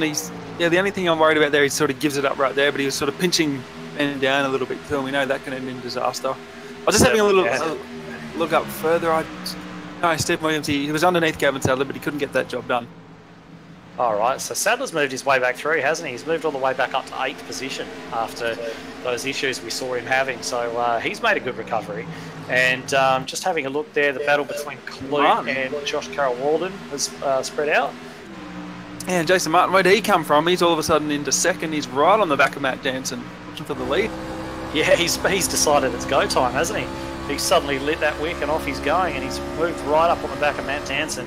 Danson realistically knows that at the moment he hasn't got any hope. Like, with Skurlock sitting there in 3rd, it's not going to make a difference to the championship, but he's not going to want to make things easy for Martin. There's a race win to fight for, number 1, and I know that Danson was a little bit annoyed to actually lose out in the last round that we saw to Bruce Smith right there at the end. So I think that he's not going to be wanting to lose this race in a similar way, and it could get pretty interesting between Danson and Martin, that's for sure. Yeah, well, it's pretty much so. These two guys pretty much know how to save their tyres. So it's interesting to see what Hanson's actually doing. But Martin's all over the back of him. But I think Hanson's just positioning his truck now, just so he can't get past. But meanwhile, this has just brought Michael Skurlock straight into the mix too, and it's pretty much a three truck battle for the lead. Yeah, I mean, personally, if I was Skurlock, I wouldn't want any part of this. I would not want any part of this at all. You don't want to slow down and sort of fall back towards Northway and co, but I would not want any part of this battle for the lead in Skurlock's position right now. No, I don't think I would either.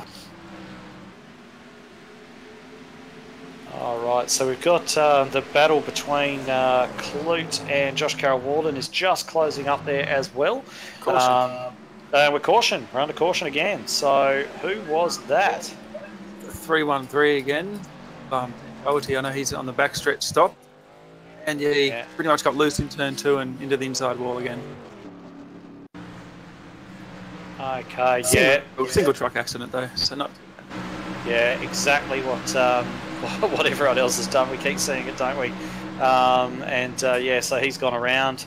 Ben Doherty's gone around. He's dropped all the way back to the tail end of the lead lap, which is 15th position at the moment. But to retain his position and continue around to join up on the back of that pack, get some repairs, and he'll live to fight another day.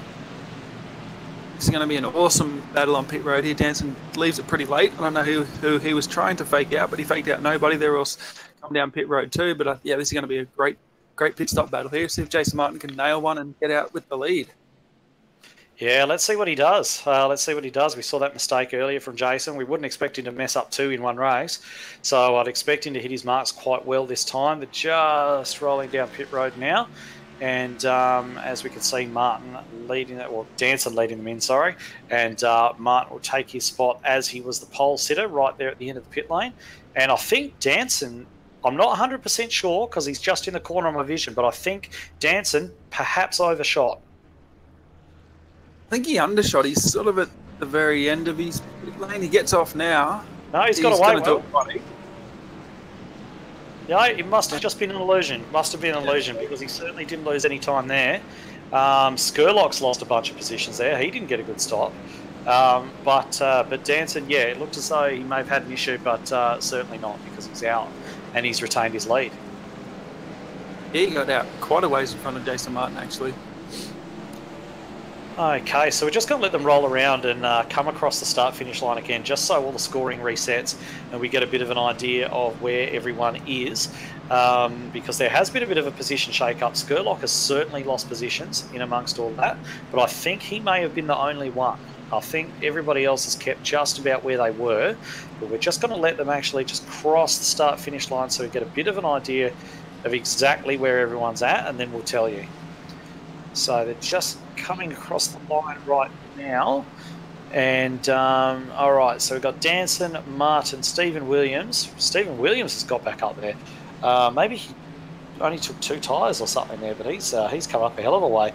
Robert Northway, Josh Carroll-Walden, Matthew Clute, Gavin Sadler, then Michael Skurlock back there in 8th position, so he lost a ton. And then he's got Dwayne Priest right behind him and Jason Williams rounding out the top 10. Ricky Cornwall, for anyone following that, is in 11th position. Yeah, I'm not too sure what happened with Stephen Williams, but he's picked up a ton of positions, like you said. I think he was back down in at least 7th or 8th position. He's up there in 3rd now. Skurlock was talking on the radio, but I couldn't catch it, so I'm not too sure if he was, or what happened there. Right, okay, so it looks as though Stephen Williams may have actually taken a punt on 2 tyres. And normally when you see somebody launch up the field like that, it's something like that. So I'm not sure how this is going to work out. I'm not sure if he's tried this in practice and this is something that actually works out for him, but he would have replaced the right side tyres only. So he's not going to have as much grip as the guys around him, but it may be enough for him to hold on to position, maybe lose only a couple of positions or so. The one thing he won't want is to go plunging right back down the order again and then for it to run green to the end of the race. So he's taken this gamble, and we'll see if it pays off for him. But a brave man. Yeah, well, he's going to start on the inside here. So, like you say, if he can only lose a couple of positions and the caution comes out in, let's say, around 10 laps, then he would have actually gained spots because I think everyone will come down and take fresh tyres again, and he'll get that opportunity, and he'll probably take, I'd say he'll take the 4, but he's got the track position. Yeah, exactly right, and he'll take the same as everyone else and probably retain that, as you say. So he's also got to be up there now. He's up there ahead of his teammate Michael Skurlock, so he is possibly there in a position to perhaps influence some things if Skurlock does manage to get back up to him, play the team game a little bit as well. So there's a bit more of a narrative to play out in this one. I've just got that feeling, but Matt Danson's going to lead them away again. But this time he's leading away a very different sort of looking top 10 to the one we had at the start of the race. We've got Martin Williams, Northway, Carol Walden, Clute, Sadler, Skurlock, and Priest, Jason Williams, and they're rounding up 10. Yeah, it's going to be a cracker restart here with Matt Danson. He left it pretty late last time. Coming off turn 4 now, looks like he's going to leave it pretty late again. Even later this time. He's on the front stretch now. Still holding him back. Now he goes. That's let Jason Martin pretty much had a pretty decent start there. He's left it late enough for Jason to get up there, but he still can't get around him. Yeah, I think that was a strategy there from Matt Danson, just not wanting Jason to have his choice at line. I think he probably wanted one of the perhaps Steve Williams there to get down the inside of him and perhaps try to stop him from getting down low there and taking the ideal line and maybe holding him up a little bit. We've certainly got a battle on our hands now at the front, don't we? Yeah, we do. Jason Martin, he's right behind Matt Danson, but behind them, everyone, all of a sudden, it's like a switch and everyone just went pretty full intense. You got Josh Carroll almost up into the side of Gavin Sadler coming off turn 2. Pretty straight. Yeah, it's quite good to recover that because it looked like Sadler may have been headed straight for the wall at that point. But Carol Walden's done well to sort of tap him but then keep off him. So those two will continue on. And still going on for the lead. There's a big battle on there for third place as well. Where's Michael Skurlock? Skurlock's still sat there. He's down in 9th position now. Dwayne Priest has got past him. And we've got Ricky Cornwall trying to just take Jason Williams around the outside, get that spot back in the top 10. And so, yeah, we've got, like you say, it's like someone's thrown a switch and all of a sudden it's on for young and old. Yeah, it is. No, I'd have to read up about the bonus point situation, but I think Danson's led a lap. I don't know if Skurlock's led a lap, but Danson's going to get a couple of points. I think he might get 3 extra points for winning the race. So he's only 13 behind, so I don't Skurlock really can't afford to play around here in 9th place. He can't drop down to 10th. No, he certainly can't. He is right on the bubble at the moment as things sit. So Skurlock is going to have to start making his way forward. He really, as you mentioned, does not want to be down there in 9th. He needs to be gaining another couple of places to be comfortable no matter what happens. Because for those who don't know, you do get bonus points in stock car racing for pole positions and leading a lap and most laps led and things like that. And Danson's actually done a great job of doing just that. He's done everything bar pole position tonight. So he's banking those points, and all of a sudden that 13-point gap, if Danson goes on to win the race, could have Skurlock in trouble. Oh, so yeah, we just found out Skurlock has led a lap, so he gets 1 point. But I think Danson's probably led the most laps at the moment. See if he can hold back Jason Martin. I know Jason Martin led early. If sort of Danson can sort of lead another 10-15 laps, he might clinch that spot too. And it just goes to show how hard it is to pass because Skurlock's he's stuck back there in 9th. There's only 16 cars left on the lead lap. Yeah, he's up there behind Josh Carroll Walden, isn't he? So he's going to need to get a move done. But looks as though Carroll Walden throwing a block down there as well. I don't know if that was another little oversteery moment for him, if he was actually throwing a genuine block there against Skurlock. I'm just going to go back and have a quick look at that, actually, because it looked pretty nasty. Yeah, I think Skurlock got a run. I saw Skurlock get a run off too, and it could have been a block. Oh, absolutely was. Josh Carroll Walden has just driven the championship leader straight down the track with that. He did not want to lose that position at all. So Skurlock, of course, has got everything to lose. Josh Carroll Walden, he's got nothing to lose, so he's not going to worry too much about perhaps upsetting Skurlock. But as we say that, I've just come back from the replay, and Skurlock has actually passed JCW, so that's got to be a huge sigh of relief for him. Yes, and they just got a lap car of Ben Doherty, 313. He's all over the outside wall there, shooting sparks all down the backstretch. He's just trying to get out of the way. They all look to get past him, though. And keep racing. Yeah, another sort of clenching moment for the rest of the field there as they're trying to get around Ben Doherty. But Skurlock now, his position looking slightly healthier.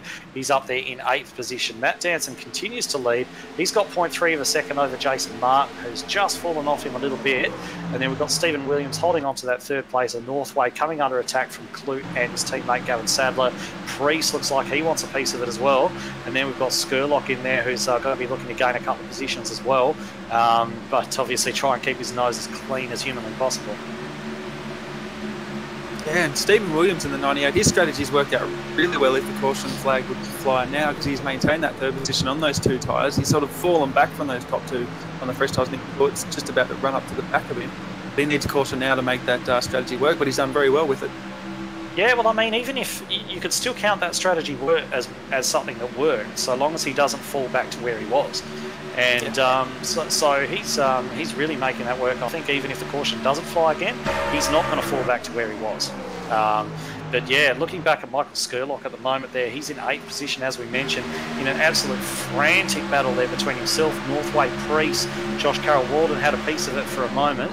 And Skurlock is just going to be, he's going to be hating this. Normally you like close racing like that. He has got, oh, that was so close as well. He's going to be hating every single second of this. He does not want to be bunched up with these cars having any kind of battles at all. He's got a championship to think about. He does not want to be racing Robert Northway for 7th place. He just doesn't. I think he just needed to clear that group. I think you'll find he's sort of like back at the end of Wayne Priest now, probably just ride around a little bit, but he just needed to clear those couple of cars that were racing and sort of holding him back, get in front of them so they don't sort of get. Oh, we got one in the fence. We got one in the fence. Matt Hunter in the fence. Looks like he's done the traditional thing to do here, and has bounced off the outside wall into the inside wall. In fact, he hasn't even got as far as the outside wall. He's just spun it and hit the inside wall, and that's brought out the caution. So. Yeah, it seems to be a little act that everyone's getting in on tonight. It is. I don't even need to check the replay. I saw exactly what happened there, but this has worked out perfectly for Stephen Williams. He's made that strategy work. Yeah, I think they're all going to come down, 4 fresh tyres, and he's back in this race. Yeah, certainly back in the game, so congratulations to him. I do like it when people take a bit of a brave move on strategy and it pays off, because it's you know, you can take the safe route, but if you decide to take a gamble and it pays off, you really do deserve it. So everyone's sort of looking to head down for the lane now. Williams commits very, very late. May have actually cost himself a bit of time on the 2 leaders doing that, actually. But anyway, they're all going to roll down pit lane once again. Danson is still leading this one, and we'll see how they all filter out of the pit lane once their stops are done. Yeah, there's a couple of truck lengths between the 21 and the 98, so he definitely lost a little bit of pace doing that. But yeah, the real race is going to be from the top 2. We'll see what can happen. Hanson just pulls up now, hits his marks, looks like pretty well. Just have a look at Jason Martin. Yeah, all right, here we go. It's all looking pretty solid, isn't it, for everyone? So no major mistakes. Not yet. Danson's just gone. He's going to get there. Yeah, he's done it, hasn't he? He's done it back out. Stephen Williams has kept his 3rd place. It looks as though Skurlock has cleared that big battle pack behind as well. So I think he's going to slot back in there into around about 6th position, I think, Skurlock. I think Priest, perhaps I'm wrong, but I think Priest may have had a bit of a shocker there. He has. He's dropped a good few positions, yeah. Yeah, he's dropped airways back there. I'm not sure if... I think Gavin Sadler actually picked up a couple of spots. He's moved up into 4th to push Clewett back down to 5th.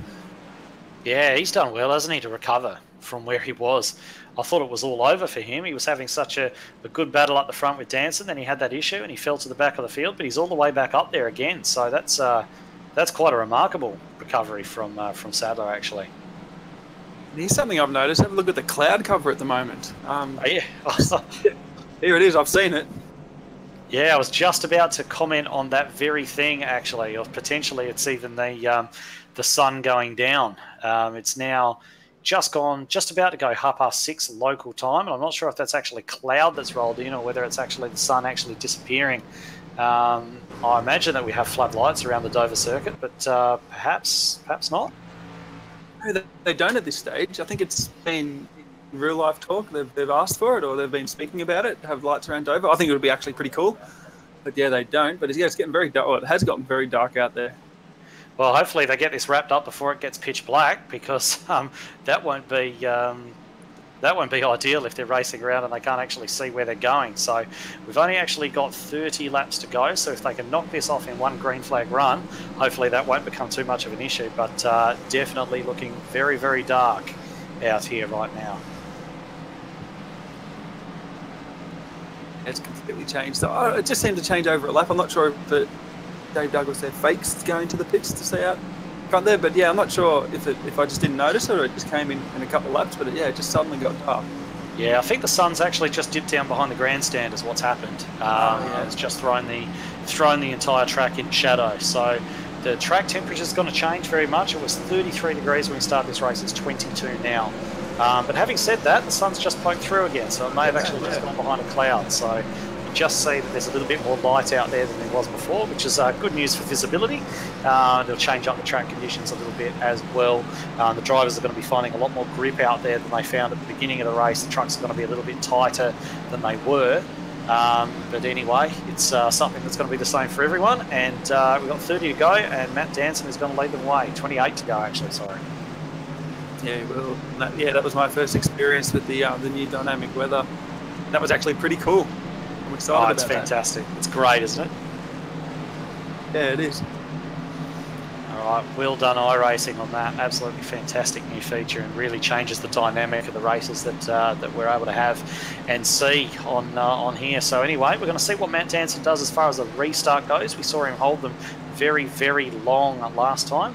Almost wait as far as the actual drop of the green. So we'll see what he does this time. He's probably going to try and remain unpredictable. So don't be surprised to see something different. But sometimes he may look to stay exactly the same. And that's what he's done. He's gone just as the track's gone straight, and got a nice jump there. Stephen Williams, he's got to have a bit of a run there on Jason Martin. Is he going to get a chance to? Yeah, he's held Jason high, and that's exactly what Danson would have wanted. He wants Jason to get held high, those two guys to fight that position out and give him a chance to get a nice big gap, and that is exactly what's happened. Yeah, maybe now with only about 26 laps or something to go, so this is costing Jason big time, especially if this goes green flag. I'm not sure if it will, but yeah, Stephen Williams holding his ground there on the inside. He's up a fair bit of ground there entering turn one. Jason can just get a run on the outside, but it's pretty much going to have to move to try and get to the back of Danson here. It's not going to happen this time. Sorry there. Skurlock is actually up into 5th position as well. So he's made a ton of positions. He's also got his teammate up there, Jason Martin, falling back in. He's had to fall in behind Gavin Sadler now. And now Clute moving to the outside of Skurlock. Skurlock might have to give that position up. Clute had a huge amount of momentum there on the outside, and he looks as though he is indeed going to get that done, but he's lost a bit. He's actually rubbed the wall, which has been a bit of a gift for Skurlock, but now he's got Josh Carroll-Walden up the inside of him as well. Is he going to be able to hold him off, sort of running that middle line there? You've got Carroll-Walden sort of holding there tight to the inside. He does not want this Skurlock, but he's got to have to deal with it. He's been tagged. Clouds around. Skurlock's been tagged as well. He's trying to hold it. Oh, I've got to have to regroup and actually go back and see that, because both Skurlock and Clute got tagged at exactly the same time. And I just want to have a look, take a look to see how much damage Skurlock's actually got. A little bit, but I think he'll be fine. There's still 16 trucks on the lead lap. He'll get that repaired and he should be okay. He's taken a bit of damage off Northway, and he's spun down, and he has managed to avoid that inside wall by a whisker. That may have just saved his championship, keeping off that inside wall. Just want to go back and have a bit of a look at Clute now to see what happened with him, because he was holding on around that outside as well, and he definitely got tagged by somebody. It may have been Northway. I'm not even sure if he sort of came down towards Northway or not. I think he may have. It's very hard to tell from the angle I'm looking at, but he's got the big drift on as well, and has actually been tagged by Walsh and gone up into the wall. So he's come off much worse than Skurlock, and is now actually down in pit lane. Yeah, that's disappointing for the 54. Yeah, like I say, I'm not too sure if he came down. They were pretty much right together. The 16 just held his line. Yeah, I think the 54 might have just come down just a touch. I'm not too sure. Yeah, it's all it takes, isn't it? But we've got Matt Danson coming down the pit lane again for new tyres. I'm not sure that everyone's followed him, actually. Gavin Sadler's come down. Jason Martin has not. Jason Martin has not come down the pits. And Stephen Williams stayed out. So Stephen Williams, Jason Martin, Dwayne Priest, Cox's a couple laps down, so is Dave Douglas. So the top three definitely, or the top three at the moment, they stayed out. I think that's actually not too bad. They weren't too far on their tyres. Just watching Skurlock in the pits, he's sitting there and he's dropping a bunch of spots. I don't think he had too much time to get any of that damage repaired. He's just come back out onto the track, And I think he's going to be sitting down around about 11th place, which is still good enough until we count back bonus points and so on. But it's going to be really close. He's going to want to get up higher than that for sure. Yeah, so he definitely probably won't be too fast when he goes back on track. And now there's only 15 trucks now left on the track. So if he comes at the end of that, but if Danson wins, he'll lose that. So he still needs to pretty much finish around 12th, I think. Yeah, he still needs to really. I mean, realistically, what he wants to do is get in the 10. Because seal the deal. Yeah, that'll really seal the deal for him, as you say. So he's going to want to do that. But Stephen Williams actually played another bit of a strategy blinder here. Stayed out with Jason Martin and Dwayne Priest, and they form your new top three. We've got Tristan Koch there in 4th as well, so he stayed out. And then the first of your pitters, the first of the guys on fresh tyres, Matt Danson there with Sadler behind as well. Riley Curtis, he's made a big jump up as well. So I'm not sure if that was a tyre strategy or how long his pit stop was. Maybe he took 2, I'm not sure. He's up there though. He's in 7th position as they cross the line. Oh yeah, possibly a bit tight.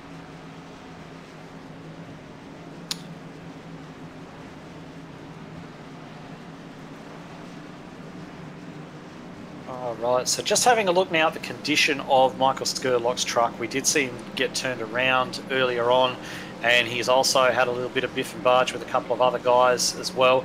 Left-hand side of that truck's looking okay. The right-hand side is not looking so good at all. It's not as bad as it could be, but it's definitely going to hurt him in terms of pace. So whether or not he's actually got the pace to be able to move back up through this field remains to be seen. He'd realistically want another couple of spots from where he is right now. Of course, with Matt Danson in 5th, it's not an issue. But if Danson gets back and wins this race, Skurlock has got to make sure that he comes forward as well, just for the championship. Otherwise, Danson's going to steal this one from under his nose. Yeah, I'm just taking a good look at Skurlock's truck now. He's touch dinged up on the right side, but nothing too bad. Left side's a little bit worse, and then a touch of left rear damage. So I think he could be okay. He's just, I don't know if he's got any engine damage, but that's one thing he's got to be disciplined about. Not overheating that engine and blowing it up if it has got engine damage. Okay, so just looking back at the front, Stephen Williams is going to lead them away for the first time tonight through a little bit of creative strategy. He's got his way up there to the front. Now let's see if he's got the pace to actually maintain it. He's got ANZCAR's fastest man sat next to him on the outside row, so he's going to want to get a bit of a jump and hopefully get away from him. And what can Dwayne Priest do? You know, he's sort of been there or thereabouts all night, had a pretty good run. What can he actually do on some tyres that aren't actually that old? And what's Matt Danson and some of those other fast guys got to be able to do on their fresh tyres? How quickly are they going to make their way through the field? So we're about to find out. Just rolling around to the green. Stephen Williams has gone early. He's gone very early, and that's allowed Priest to get up the inside of Martin as well. Is Priest going to be able to hold Martin high? And no, he's not. He's slotted in behind. And Matt Danson making his way past. He's looking down the inside of Koch already. Koch in no mood to give him that spot. And Danson is just sort of trying to sit there on the inside on his fresh tyres, get that move done. He knows he's got to go. He's got to throw caution to the wind on those fresh tyres, make the moves while he's got the grip.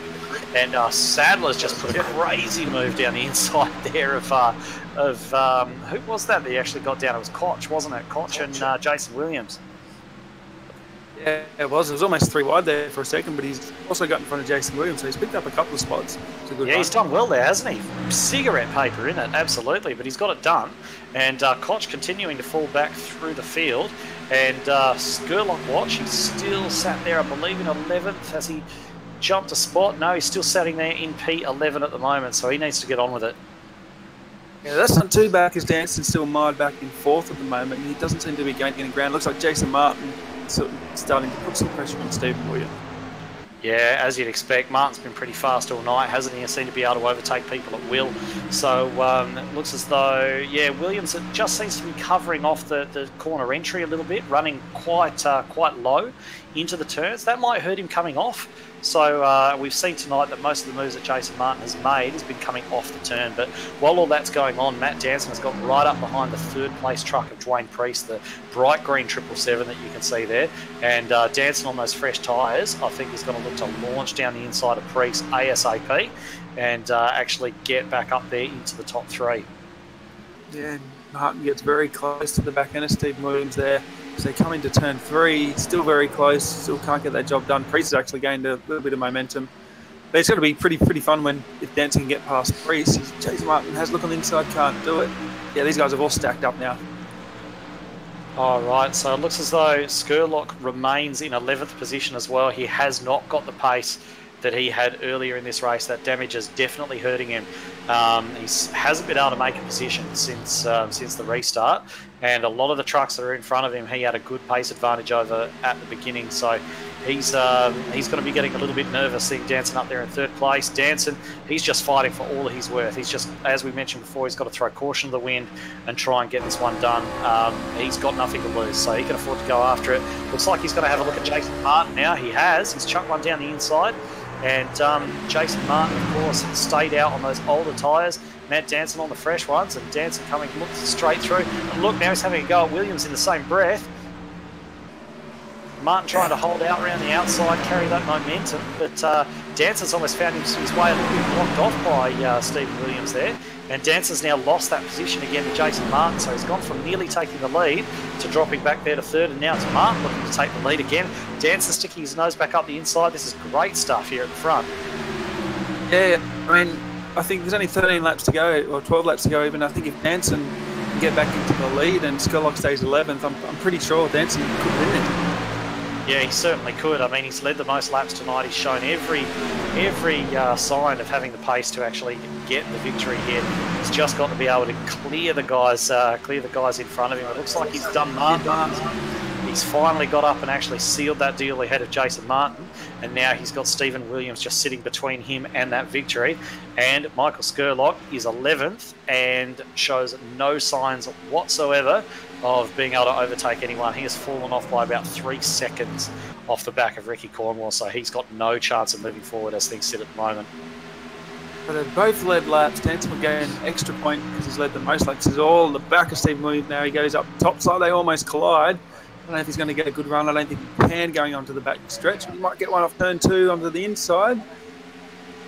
Just can't get there. He's still trying. I don't know. They were very close there. He gets on the inside now. Steve Williams runs wide. Steve Williams blocking for all he's worth. He's got nothing to lose. He knows Matt Danson's got everything to lose, but he got the wall, and that's given Matt Danson the lead. It's given Dwayne Priest 2nd place. This is massive. Jason might lose a couple of positions, or if he can keep it up there, but I think he lost a bit of time during all that. Let's go back and have a look at Skurlock, who's running 3 seconds off the next car, so it's close. It's got to be very, very close. We're going to need to get the calculators out at the end of this one. Danson, Williams, Priest, Martin, Sadler, Jason Williams, Riley Curtis, Josh Carroll, and Ricky Cornwall, and Michael Skurlock has just actually bumped up into the top 10. But it is absolutely frantic here at the front. Matt Danson has finally got himself a little bit of a gap over Priest. Stephen Williams is looking to possibly just hold off behind, hold Jason Martin there behind him. Gavin Sadler's still there in the mix after that big recovery drive he's had, and Jason Williams, he's been nowhere tonight, and he's up there again at the right end of the race. He's come good again.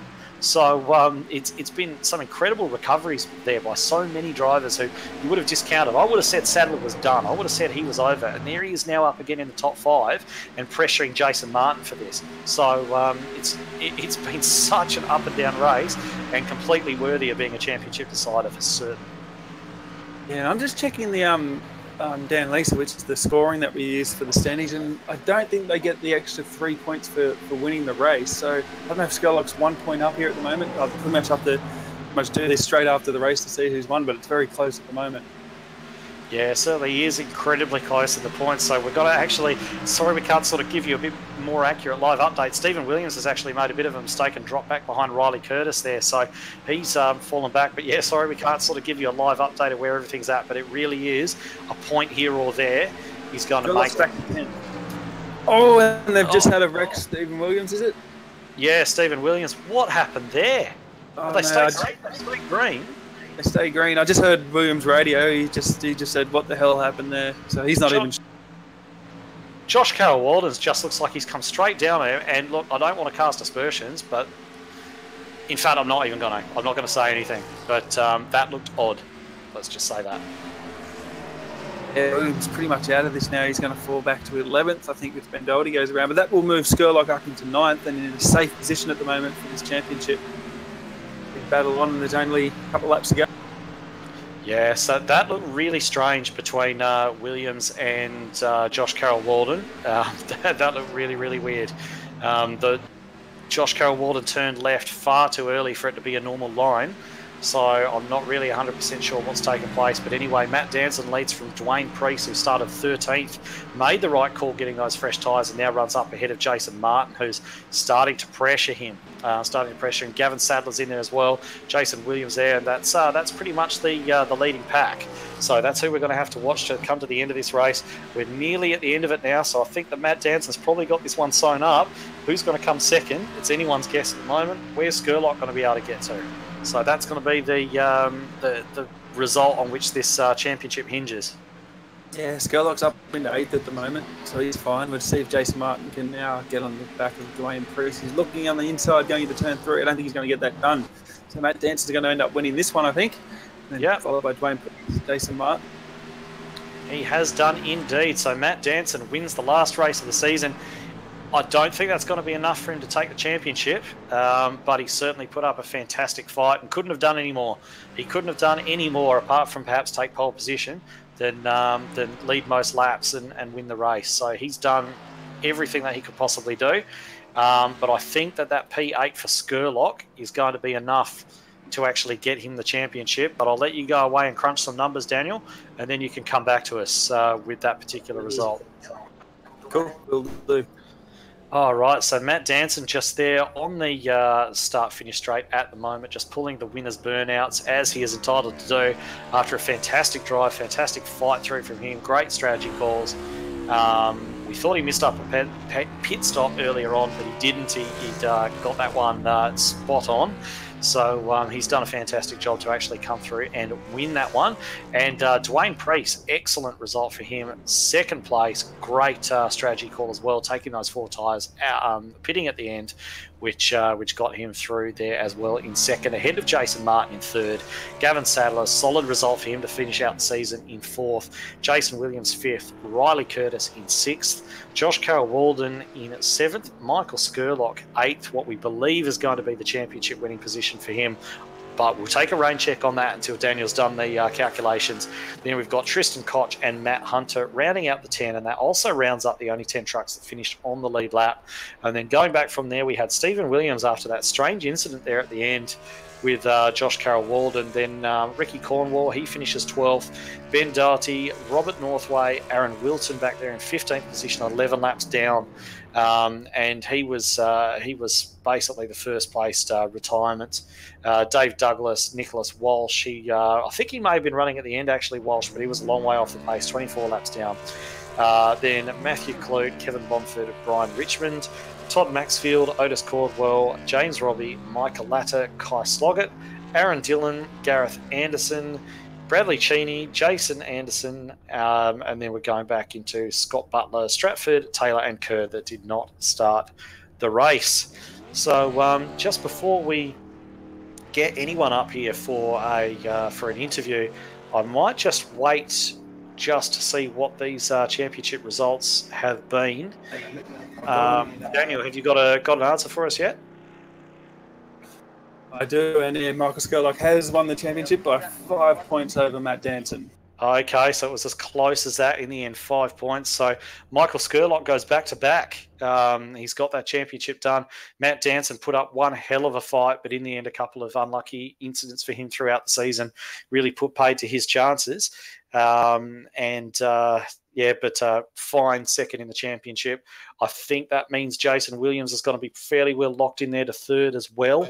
So the top three is going to stay the same. Are there any other notable movers in the championship order as a result of this one?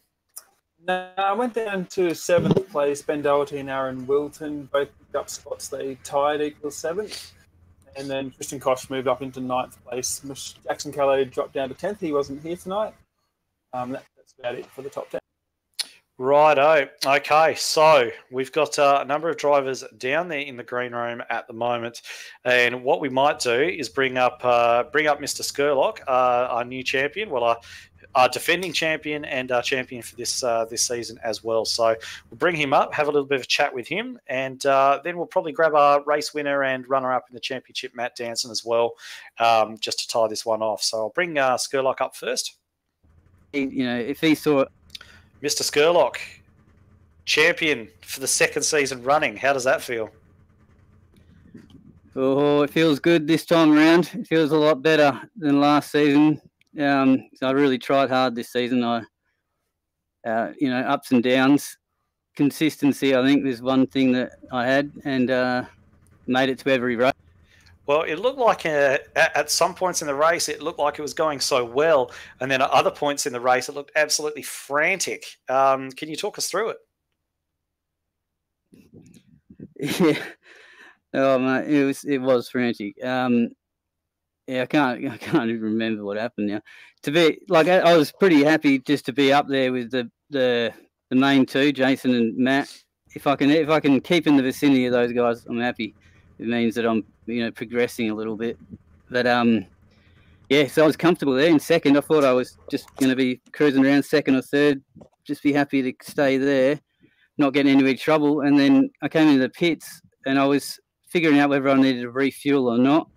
And I couldn't get to my mouse properly because I got the VR thing on. I couldn't find the mouse. I got to the thing to turn off the fuel. For some reason, I double-clicked it or something, and it went back on again, and it started refueling after I'd finished my pit stop. So it added like an extra 8 seconds to my pit stop, and I came out in the middle of it all. And then everyone's driving pretty aggressively back there. You know what it's like in the middle of the pack. Got bumped, spun around, bit of damage, started getting very panicky, but luckily I pulled it out.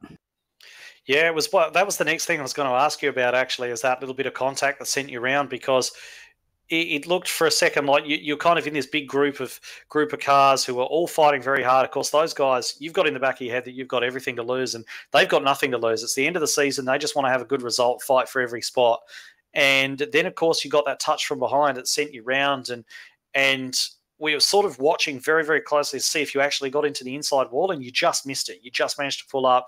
And certainly the feeling was, watching it from the outside, that if you got into that inside wall, that was going to be a good night for you. It was going to do the engine in. So is that kind of your thinking? I mean, what were you thinking as the truck rotated around? Yeah, it was hectic.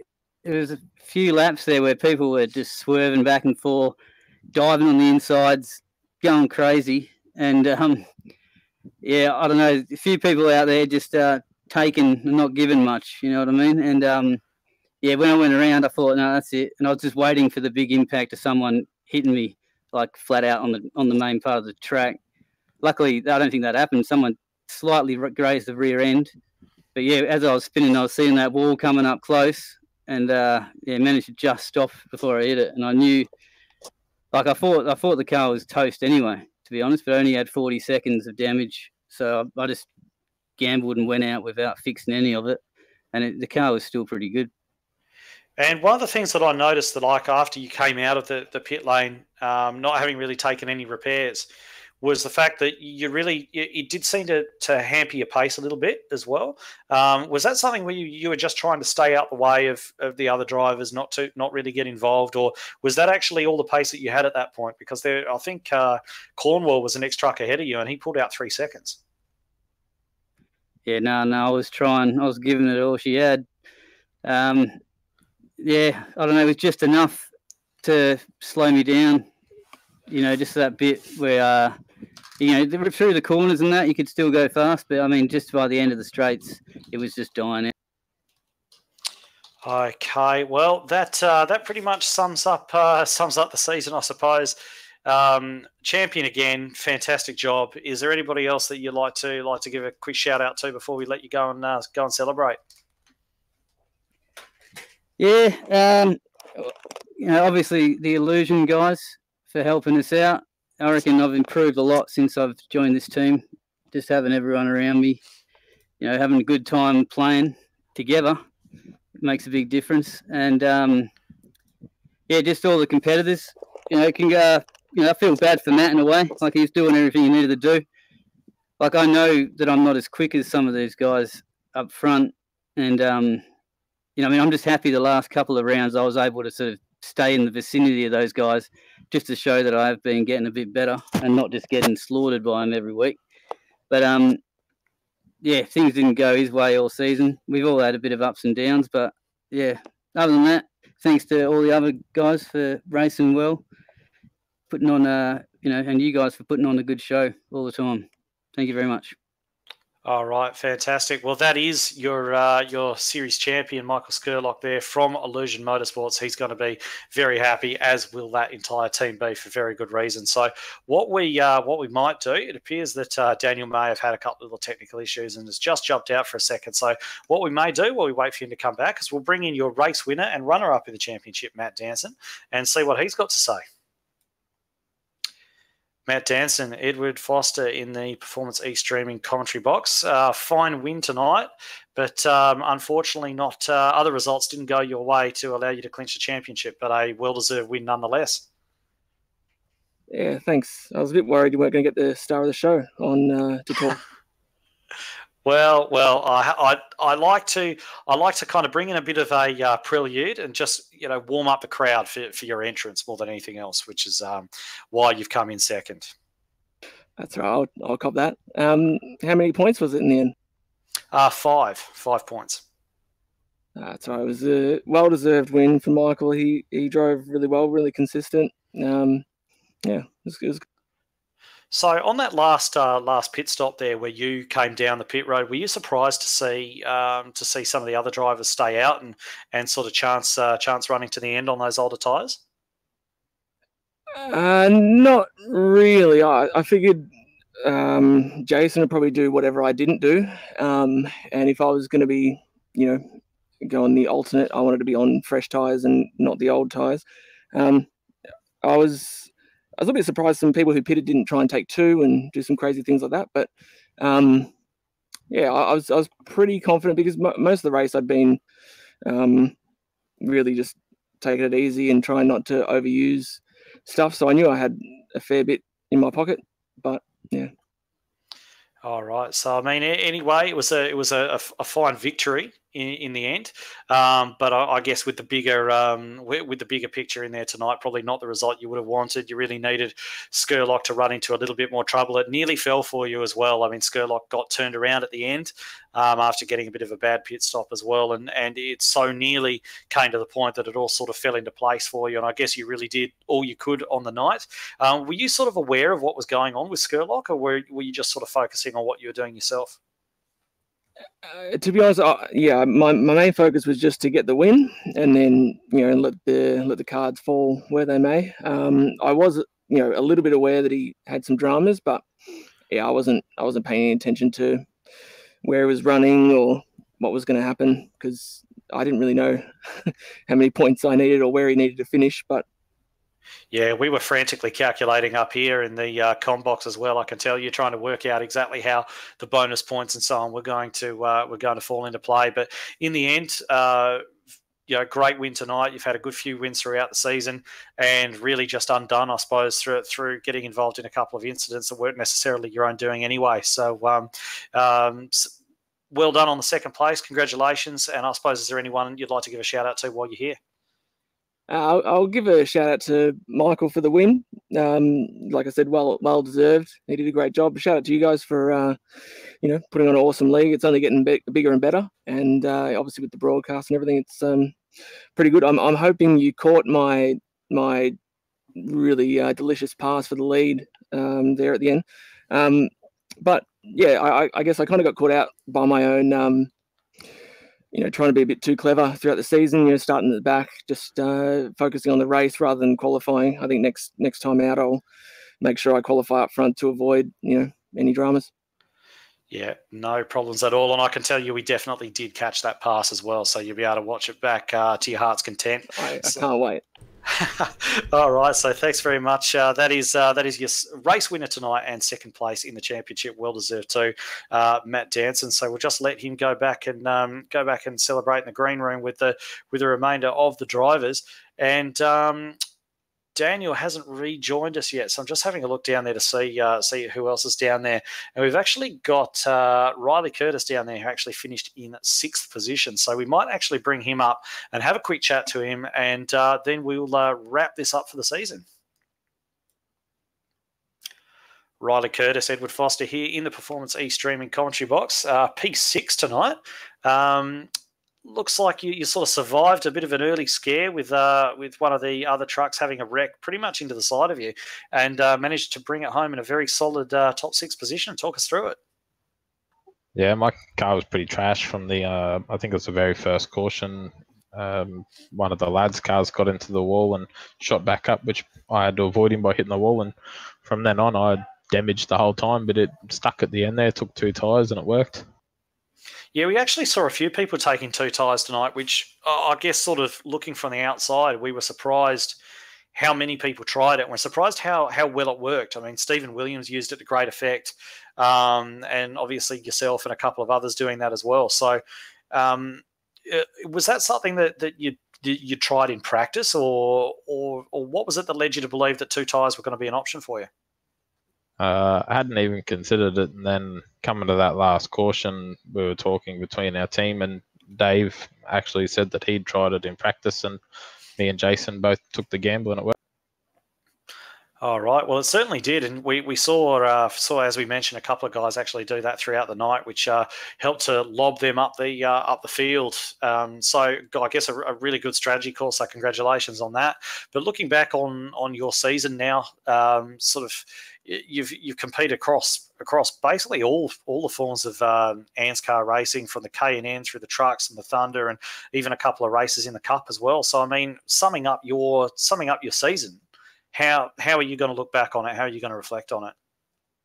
I was pretty happy with the Thunder season to walk away 3rd in the championship, and I went and looked at the standings of this. I ran 8 races, 4 top 10s. I think I snuck to the top 20, so pretty happy with that. K&N, they're always a good fun series, but only a couple of races, so I was nowhere. And I think I did 2 cup races, and they were all right. All right, well, fantastic job. So just before we actually let you go and wrap up another great season, is there anyone you'd like to give a shout out to? I'll give a shout out to Blokes Advice Racing. They've been a good partner. They help out a lot, and myself, Riley, for doing the paint jobs, and the team for being there, running with us, and ANZCAR and Performance E-Streaming for putting on a good. All right, so thank you very much. That was Riley Curtis there, P6 tonight, and fairly solid runner whenever he turned out in this championship. So I think Daniel has rejoined us now. Daniel, are you back? Yes, I am. Sorry. Okay, so just look, honestly, if you're going to have any dropouts like that, it's best to have it after the checkered flag, so no problems there at all. So we come to an end of another season. Another truck season is wrapped up. We've crowned the champion. The dust is settling. Looking back over it, what are your impressions? What are your overriding memories of this particular truck season? I think it was just a little bit of everything. I mean, it was exciting the whole year round, especially from the start when Chris Purnell and Jackson Callow were going at it, and then it sort of pretty much spiraled down to a Matt Dance and Michael Skurlock kind of season. But I really enjoyed that, and I think the last race, that race now was just awesome. Great race to watch. Yeah, it did certainly finish on a high, and it's funny you mentioned that actually, because the 2 guys who were fighting out every race at the start of this season, Purnell and Callow. Obviously, Purnell, he's had a couple of health issues. He hasn't been racing too much at all. Callow hasn't been around too much either, but he had a couple of rough finishes in there as well, and they both had a couple of rough runs. And really, the guys who were basically running away with it at the start of the season haven't really figured it all in the points so much towards the end of the season. So it was a complete turnaround, and such a long and complex sort of narrative throughout the entire season, and how unpredictable it's been. We've seen a lot of different winners. We've seen, some huge wrecks. We've seen some fights and some arguments, but some really good sportsmanship and everything as well. And I guess the other thing that you take from it is, if some of the guys that we've seen here are now going to move through to the Premier Series of ANZCAR, they're going to be very well qualified because they've been battling against some of the best in the league all season long in the trucks, and now they just need to be able to transfer that across into the across into the Premier Series. And I think that this is a really solid grounding for them to come in there completely prepared and do that. So I think it served its purpose, as well as being a very entertaining season in its own right. Yeah, I think so too. And I mean, these guys coming into the Thunder Series, which is the Premier Series for ANZCAR, like we've seen the other guys come in before and have decent runs, and I think these guys will be no different, and they'll be looking forward to 2019. As we all are, I'm sure. So in terms of Performance E streaming, we only have the one further broadcast scheduled for the remainder of 2018, and that is going to be the ANZCAR All-Star Race, which is actually taking place next week, I believe. And I know, Daniel, you've had a fair bit to do with the organising of that, so perhaps you'd just like to give people a brief rundown of what that's going to entail. So the All-Star Race will be happening this Friday night. Will be for the non-qualifiers. So pretty much anyone that hasn't won an ANZCAR season race can elect to sort of drive in the Friday night. And we'll have 2 races on, one after the other. And it's Charlotte Motor Speedway. If you win one of those races, you will be eligible to drive in the All-Star Race on Saturday. And on Saturday, it's a 200-lap race at Charlotte. So we'll be using the Cup Series cars for both events, fixed setups. And yeah, looking forward to it. It should be a good one. It's our first sort of all-star event. I just sort of pieced it together in something like a format that would work, and hopefully people would show up. And it's gotten some pretty decent feedback at the moment. So I'm looking forward to a pretty good weekend. All right. Yeah, sounds absolutely fantastic. Of course, I believe both Daniel and myself are going to be featuring in that one as well. So looking forward to it from a driving perspective.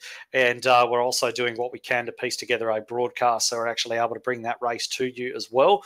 All of ANZCAR's best, just going at it head-to-head in 200 laps. 200-lap showdown at Charlotte to finish the season off. So coming back to the Truck Series, obviously, as we mentioned, great series again. Can't thank our sponsors, 131 WebRadio, enough. They've stuck with the Truck Series all season long and been great supporters of ours here at ANZCAR and Performance E Streaming as well. So it's been absolutely brilliant to have them on board. Also, thanks to the guys who help us out with the broadcasting here. We've had Carl Withy on the cameras tonight, and of course, Matt Hunter, Brett Douglas, Chris Purnell, Aaron Kelly, guys. So many guys have jumped in to actually help this take place. Sorry if I've forgotten anyone, but yeah, it's definitely been another big building year for ANZCAR and Performance E Streaming as well. And kicking on into 2019, I think it's only going to get bigger and better from here. So from all of us here at Performance E Streaming and ANZCAR, thank you very much for joining us tonight. Hope you enjoyed it as much as we enjoyed calling it. And we'll probably leave it there. So good night, and we will see you for the All-Star Race. Good night.